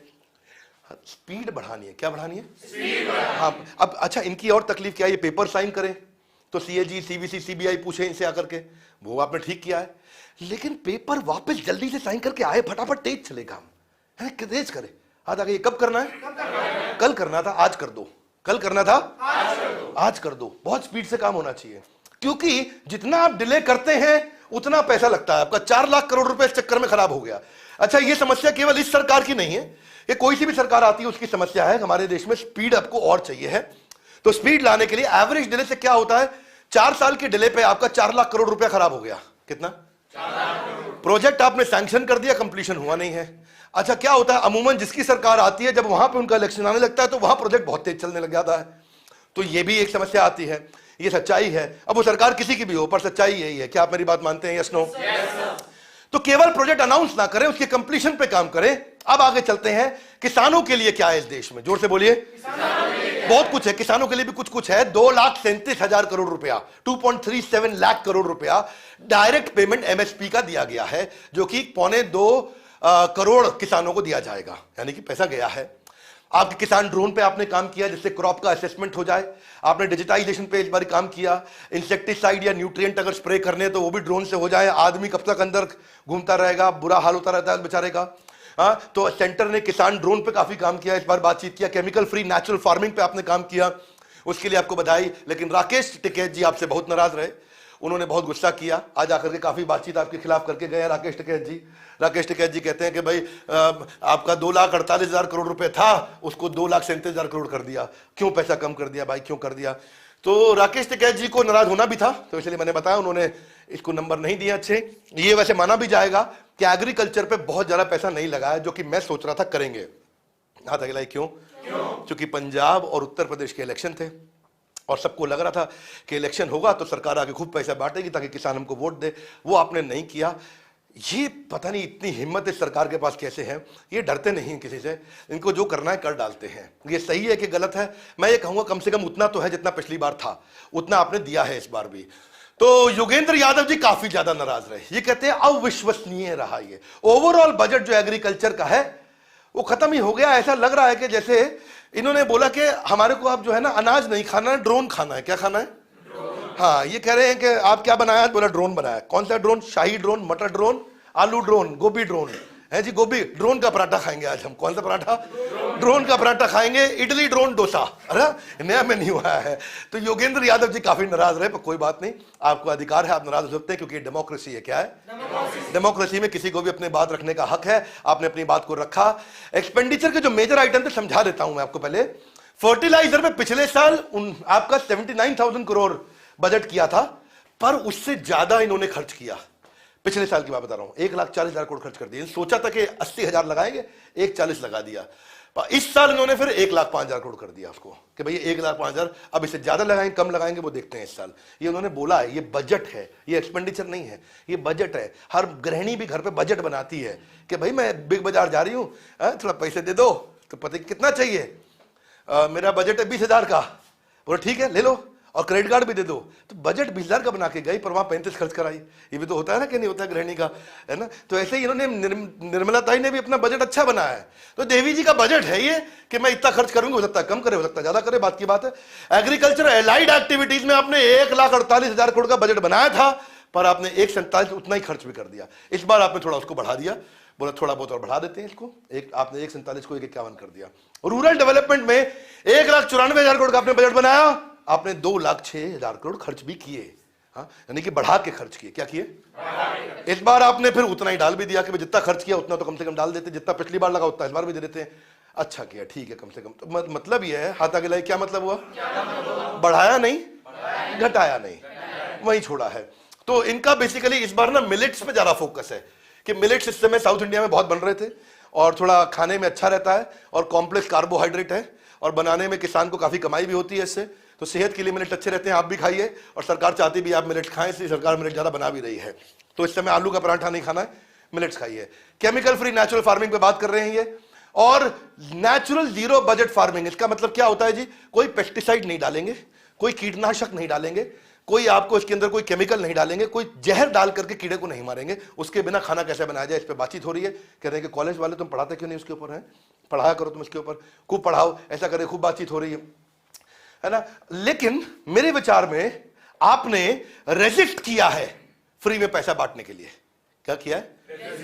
फ्री में पैसा आपने नहीं बांटा कि मैं और जरा इस दान दे देता हूं तो मेरे को वोट मिल जाएंगे, वो नहीं किया, ये आपने नहीं किया। इसमें मैं लेके थोड़ा हैरान भी हूं। तो ये बोल्ड बजट है आपका, ये मैं कहूंगा, क्योंकि मुझे लग रहा था 5 राज्य, 5 राज्य, फिर से बोलो, 5 राज्य, जोर से बोलो, पूरा देश 5 राज्य 5 राज्य बोल रहा था कि भाई इस बार निर्मला सीतारमण जी को मौका मिला 5 राज्यों के चक्कर में इतना बांट दे के सबसे वोट आ जाए।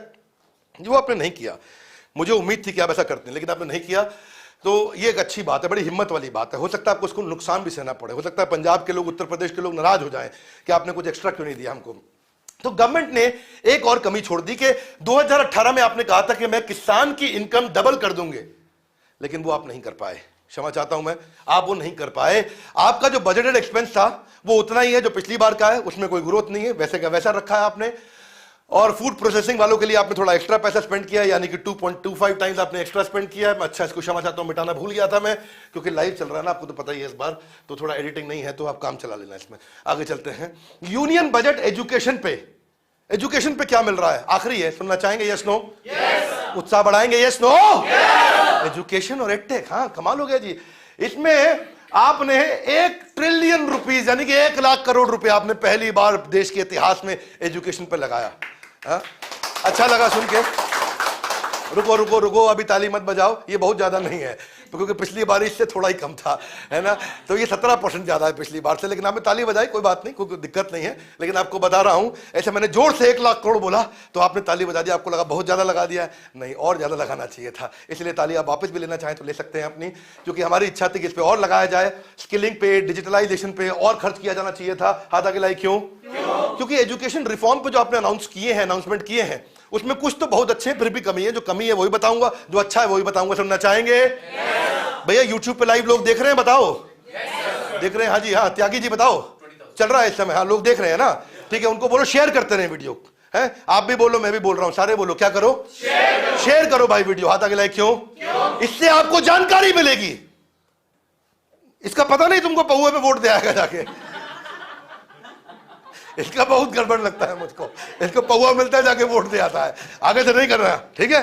ठीक है, गुड बॉय, गुड बॉय। क्षमा चाहता हूं, आगे बढ़ते हैं। आज लाइव है ना, क्या है? थोड़ा हंसते खेलते बात कर रहे हैं, नेचुरल बात कर रहे हैं। आज कौन सी कर रहे हैं? हाँ ठीक है, आगे चलते हैं। 1 क्लास 1 टीवी चैनल प्रोग्राम आपने पीएम ई विद्या पे लॉन्च किया, अच्छा लगा मुझको। 12 चैनल से 200 चैनल कर दिए, लगभग फ्री में लोग पढ़ाई कर पाएंगे। और अपनी भाषा में कन्नड़, तेलुगु, आप मराठी, गुजराती मने बधु आवड़े छे, हाँ? जीवन में काइक मोटू करवो, हाँ? की हाल है पाजी वधिया, पंजाबी में भी सीखोगे आप। ओके, आगे चलते हैं। डिजिटल ई पोर्टल आपने लॉन्च किया, आप स्किलिंग के लिए, और तेज होना चाहिए, सस्ते में हो जाएगा डिजिटल स्किलिंग, ये आपने और अच्छा किया। आपने रिवाइज भी किया एग्रीकल्चर यूनिवर्सिटी के सिलेबस को। जीरो बजट आपने ऑर्गेनिक फार्मिंग, इसकी बात मैं भी करके हटाऊं आपसे मैं। टीचर्स को आप डिजिटल टूल्स दे रहे हैं, इसकी बात भी करके हटाऊं। अब डिजिटल यूनिवर्सिटी भी ले आए आप देश के अंदर। डिजिटल यूनिवर्सिटी जो अक्रॉस सारे स्टूडेंट के लिए आप डिजिटली पढ़ाई कर सकेंगे। मेरे को अच्छा लगा, हब एंड स्पोक मॉडल पे आप लेके आ रहे हैं, डोर स्टेप पे पढ़ाई हो जाएगी भाई। एक होगा हब जो सरकार का होगा, स्पोक में कौन रहेंगे? लोकल कॉलेज रहेंगे, तो डिजिटल पढ़ाई हो सकती है। इससे फायदा क्या होगा? पढ़ाई का खर्चा थोड़ा कम हो जाएगा और लोग अपने दूर दराज गांव से बैठ करके पढ़ सकेंगे। कहां से पढ़ सकेंगे? गांव से बैठ के पढ़ सकेंगे। स्किलिंग अप स्किलिंग रीस्किलिंग, आपने जो है ना ड्रोन शक्ति पे काम किया, मैंने बता चुका हूं उसके बारे में, वो किसान वाले में मैंने कवर कर लिया, पर फिर से बता रहा हूं, ये एजुकेशन से भी संबंधित है। तो आपने इसके बाद स्किलिंग में आपने प्राइवेट पब्लिक पार्टनरशिप पे आपने काम किया, अच्छा लगा मुझे उसको देख करके। आप टेक्नोलॉजी और एजुकेशन पे काम किया आपने, अच्छा लगा मुझे। लेकिन कोई डायरेक्ट एलोकेशन टीचर ट्रेनिंग पे नहीं है। आपका इंडियन एडमिनिस्ट्रेटिव सर्विसेज है, इंडियन फॉरेन सर्विसेज है, इंडियन पुलिस सर्विसेज है, आपको ऐसा इंडियन टीचर सर्विसेज भी लाना चाहिए। Are you with me? Yes, no? अगर इंडियन टीचर सर्विसेज ले आओ और उनको पढ़ाई करके ऐसे ट्रेन टीचर लेकर के आ जाओ, भैया क्रांति आ जाएगी देश के अंदर। क्योंकि माता पिता के बाद सबसे ज्यादा शिक्षा आपको गुरु दे सकता है। जो आपको शिक्षा देता है वो आपका चरित्र निर्माण करने में सबसे ज्यादा काम कर सकता है। हब एंड स्पोक मॉडल पे अपने डिजिटल यूनिवर्सिटी लेकर के आया, लेकिन केवल 3% इंडिया ही अभी इसके लिए रेडी है। यानी कि अभी भी उनके पास बढ़िया लैपटॉप नहीं है, बढ़िया मोबाइल नहीं है। तो इसमें कुछ समय लगेगा, परंतु इसका मतलब यह नहीं कि आपने गलत किया, ये काम आपने अच्छा ही किया है और इंडिया को रेडी होना है इसके लिए। आपने, मुझे ऐसा लगता है कि आपको एजुकेशन लोन पे इंटरेस्ट कम कर देना चाहिए था। क्या एजुकेशन लोन पे इंटरेस्ट कम कर देना चाहिए था। हमारे देश में पिज्जा जल्दी आता है, एम्बुलेंस देर से आती है, होम लोन सस्ता मिलता है, एजुकेशन लोन महंगा मिलता है। क्या मेरी बात समझ आ रही है? हाँ जी। इसके लिए आपको जीएसटी हटा देना चाहिए। एडटेक पे भी, एडटेक पे आज आप 18% जीएसटी ले रहे हैं, 5 कर दो भैया, हो सके तो 0 कर दो, क्योंकि एडटेक भी तो पढ़ाई है, एडटेक भी तो पढ़ाई है। आज अगर किसी का बायजूस का, वेदांतु का, सिंपली लर्न का, इसका उसका, आपका अपग्रेड का, अनअकैडमी का, बड़ा बिजनेस का, कितने किसी का भी कोर्स लेते हैं, 18% जीएसटी आम आदमी को देना पड़ता है। क्यों? समझ नहीं आता। सौतेला व्यवहार कर देते हैं कभी किसी के स्टार्टअप के साथ, सौतेला व्यवहार कॉर्पोरेट के साथ में, आपका वो आपका अपना बच्चा। ये मुझे गलत लगता है, इस पर आपको ध्यान देना चाहिए। क्योंकि आज हमारे देश के अंदर 5000 से ज्यादा एडटेक कंपनीज काम कर रही हैं और वो आज करोड़ों लोगों को पढ़ा रही हैं। उस पर काम होना चाहिए। कन्वेंशनल स्कूल को जब आपने एग्जेम्प्ट किया जीएसटी से, तो एडटेक को भी जीएसटी से आप एग्जेम्प्ट करिए। कनाडा में जाकर के देखिए, वहां जीएसटी लगता ही नहीं है कोई एडटेक के ऊपर। डिजिटल लर्निंग 8 गुना बढ़ चुकी है। कितना? 8 गुना बढ़ चुकी है। देश में 5000 एडटेक स्टार्टअप है और एडटेक स्टार्टअप एक फलता फूलता क्षेत्र है हमारे देश का। और आप देखिए, जब 95% डेटा चीप हो गया 2013 से 2023 की तरफ जाओगे आप, तो जो चीज के लिए पहले 100 रुपए लगता था, आज 5 रुपए लगता है डेटा के लिए। क्या मेरी बात समझ आ रही है? जब डेटा इतना सस्ता हो गया तो अडॉप्शन हो रहा है, तो उसको आपको फायदा उठाना चाहिए। ये देखिए, एमएसएमई, एंटरप्रेन्योर, सोलोप्रेन्योर सबसे बड़ा मार्केट है। इस पे काम नहीं हो रहा, इस पे हम बड़ा बिजनेस वाले काम कर रहे हैं। हमने बहुत मेहनत किया इसके ऊपर कि हम लोगों को, भाई कॉर्पोरेट के पास पैसा है कमाने के लिए, स्किल बिल्डिंग वाली जो नीचे की मार्केट है उस पर सरकार फ्री में दे रही है। ये बीच का जो बचा हुआ देश है, जो आम आदमी जिसकी बात मैं शुरू से कर रहा हूं, उसके लिए कुछ नहीं है। और फिर भी मैं बताऊंगा कि इस वीडियो को सबको पहुंचाइए। मैंने एक निष्पक्ष आपको आज राय रख करके दी है, निष्पक्ष तरीके से बढ़ा है। अगर आपने ऐसा किया, इसके ऊपर से आपने टैक्सेस हटा दिए, तो ज्यादा कोर्सेज बिकेंगे, ज्यादा लोग पढ़ सकेंगे, ज्यादा लोग अपने स्कूल की, कॉलेज की, एंटरप्रेन्योरशिप की पढ़ाई कर सकेंगे। बहरहाल एजुकेशन प्लेयर्स भी अपनी कॉस्ट को कम कर सकेंगे और फायदा मिलेगा। आप अगर टीचर ट्रेनिंग के लिए और फंड्स लगा सके, टीचर्स को ज्यादा, क्योंकि आज का टीचर कल का फ्यूचर, आज का टीचर कल का फ्यूचर। चाइना में देखो ना, अब पहले अमेरिका देखो, चलो चाइना की बहुत बात कर ली आज। अमेरिका अपने एक टीचर पे 15,000 रुपए इन्वेस्ट करता है ट्रेनिंग के लिए। इंडिया अपने एक टीचर पे 250 रुपए इन्वेस्ट करता है ट्रेनिंग के लिए। क्या मेरी बात समझ आ रही है? आंकड़ों पे बात करता हूं भैया, मैं थ्योरी बात नहीं करता हूं आपसे। आज एक वन टाइम इन्वेस्टमेंट भी पर टीचर वो 12 लाख रुपए स्पेंड कर रहे हैं। इंडिया में ऐसा कोई इन्वेस्टमेंट प्लान नहीं है। तो टीचर अच्छे नहीं होंगे तो क्या एजुकेशन होगी? Education tick in the box. क्या टिक इन द बॉक्स? भाई पढ़ के निकल गया, लेकिन अनएम्प्लॉयमेंट से ज्यादा बड़ी समस्या अंडर एम्प्लॉयमेंट। इंजीनियर की तनख्वाह 12,000 रुपए मिल रही, चौकीदार से कम। आपको मालूम है भाई, एक वो बेचारा लड़का गया उसके पास, एक अपना बाइक ठीक कराने मैकेनिक के पास, तो उसने ठीक करने के बाद 1 घंटे के बाद उसने 800 रुपए लेबर सर्विस मांग लिया। तो इंजीनियर ने उसको बोला, 800 रुपया लेबर से चार्ज ले रहा है तू बाइक ठीक करने का, ये तो बहुत ज्यादा है। तो लेबर ने बोला, सर जब मैं इंजीनियर था तो मुझे भी इतना नहीं मिलता था। तो इसका मतलब क्या है, बेचारे इंजीनियर को भी आज बुरा हाल हो गया है, नहीं समझ पा रहे हैं। तो आज मुद्दा यह है कि इसका इंपैक्ट ऐसा है कि अगर टीचर अच्छे होंगे तो जैसे चाइना का 15 गुना ज्यादा स्किल्ड लेबर है, हमारे पास भी फर्क आएगा। तो टीचर ट्रेनिंग पे आपको 3 गुना लगाना चाहिए पैसा। जितने हमारे देश के गुरु हैं उनको भी, वो बेचारा क्यों, आज एक टीचर इतना पढ़ने लिखने के बाद 30,000 रुपए महीना कमाता है, इसलिए वो कुछ कर नहीं पा रहा है, कोई टीचर बनना नहीं चाह रहा है। डिजिटल यूनिवर्सिटी हो सके तो और बढ़ाइए। 1100 यूनिवर्सिटी है, क्षमा चाहता हूं, उसमें एक और कैटेगरी है, उसको जोड़ दूं तो 1300 यूनिवर्सिटी हो जाती है हमारे देश में। 1300 में से आपने केवल 38 यूनिवर्सिटी को डिजिटल डिग्री देने का राइट दिया है, उसको और बढ़ाइए प्लीज। उसे मैं प्रार्थना करूंगा आपकी ब्यूरोक्रेसी से इस पे काम किया जाए, और ज्यादा जितनी यूनिवर्सिटी दे सकेंगी डिग्री ऑनलाइन, उसका फायदा क्या होगा, ज्यादा बच्चे कम पैसों में कोर्स कर पाएंगे अपने गांव में बैठ करके। और अगर आपने इंटरेस्ट रेट स्टूडेंट लोन आपने सस्ता कर दिया, क्या कर दिया, स्टूडेंट लोन सस्ता कर दिया। और देखो होम लोन जो है आप 6.5 पौने 7% पे दे रहे हो, 6.7% पे दे रहे हो, और आपको ईएमआई चुकाने के लिए कितने साल मिलते हैं, 20 साल। 20 साल आराम से दो भैया। नहीं मैं जल्दी दूंगा, अरे आराम से दो भैया, नहीं अभी ले लो, नहीं आराम से लो भैया, आराम से दो, काहे जल्दी लगा रहे हो, उस पर आराम से लेता है पैसा। लेकिन एजुकेशन लोन कितना है? 10% पे है। भैया आराम से दूं? नहीं, फटाफट दे दे, 5 साल में पैसा लूंगा। ये दिक्कत हो रही है। एजुकेशन लोन 5 साल में चुकाना पड़ता है, होम लोन 20 साल में चुका लो। एजुकेशन लोन 10% पे मिल रहा है, होम लोन 6.7% पे मिल रहा है। इसी चक्कर में एनपीए बढ़ गए हैं इस समय 148%। बच्चे लोन चुका नहीं पाते क्योंकि नौकरी अच्छी लगती नहीं, तो पूरा साइकिल डूब रहा है इसके चक्कर में। इसलिए आपको रिक्वेस्ट करेंगे, अगर एजुकेशन लोन को भी आप इसको 5 साल से हटा करके 20 साल में बच्चे को बोल दे बेटा आराम आराम से दे दो, कोई बात नहीं, कमाते रहना, देते रहना। क्या बोल रहा हूं? गरीबी में भागीदारी के ग्रोथ में भागीदारी। Very good. और ये 20 साल करके, और इसको भी इंटरेस्ट रेट इसका भी कम होना चाहिए। आप होम लोन के बराबर कर दीजिए तो लोग पढ़ेंगे। अरे भाई मकान खरीद लेगा बाद में, क्या दिक्कत आ रही? पहले पढ़ने तो दो उसको। तुम खरीदेगा मकान, और खुद ना केवल खुद खरीदेगा, दूसरों का भी खरीदवाएगा। अगर पढ़ेगा इंडिया तभी पढ़ेगा इंडिया। समझ नहीं रहे बात को? तो आप बजट एलोकेशन एजुकेशन पे थोड़ा और बढ़ाइए 40%, क्योंकि जो आज जो हमारा यूथ है वो 18 साल से कम उम्र का है। 40% आबादी देश की, कितनी? 40% आबादी। इसका मतलब इतना यूथ है हमारे देश में। अब 40% लोगों के लिए आप 3% पैसा खर्च कर रहे हैं। ओहो, एक बार और 40% लोगों पे 3% खर्च कर रहे हैं। ठीक है, थोड़ा मैं ड्रामेटाइज भी कर दिया हल्का सा, लेकिन मुद्दा तो गंभीर है भैया, मुद्दा तो मामला गंभीर है। इसलिए प्रार्थना है आपसे कि इसको 3% को बढ़ा करके आप 6% करिए। अगले साल इस पे ध्यान दीजिए कम से कम। ये हमारे सुझाव है, इस सुझाव को सब तक पहुंचाइए। हमारे देश में बहुत ताकत है। क्या है? बहुत ताकत है। हमारे पास ह्यूमन कैपिटल बहुत बढ़िया है। हमारे देश की 60% पॉपुलेशन यंग है। इसलिए आने वाले 10 सालों में अगर देश राज करेगा तो भारत देश राज करेगा। इस पृथ्वी पे कौन सा देश राज करेगा? भारत देश राज करेगा। आगे का देश हमारा है, आगे का समय हमारा है। हम जल्दी कंज्यूम करते हैं, हम खर्च करने को तैयार हैं। हमारे यहाँ बुद्धिमान एंटरप्रेन्योर पैदा हो रहे हैं, हमारे यहाँ इनोवेशन भी बहुत हो रहा है, कोई कमी नहीं है। थोड़ा मैंने आपको बताया, कुछ जजेस बढ़ाइए। आप स्टेट को बोलिए कि अपना पीएनएल मेंटेन करे, जो चीफ मिनिस्टर अच्छा प्रॉफिट में लेके जाए उसको अच्छा इंसेंटिव दे। फैकल्टी मैंने आपको बताया कि अच्छा करे। कुछ गवर्नमेंट को पॉलिसी मेकिंग करिए भैया। ये oil and gas, airline, railway, ये गवर्नमेंट का काम नहीं है चलाने का। इसमें आप पब्लिक प्राइवेट पार्टनरशिप करिए या प्राइवेटाइजेशन करिए, और आप वो मोनोपोली ना करे, उसको रेगुलेट करिए। व्यापारी आ रहा है, मोनोपोली ना करे, उसको रेगुलेट करिए कि वो नियम कानून में धंधा करे, कस्टमर को लूट ना ले।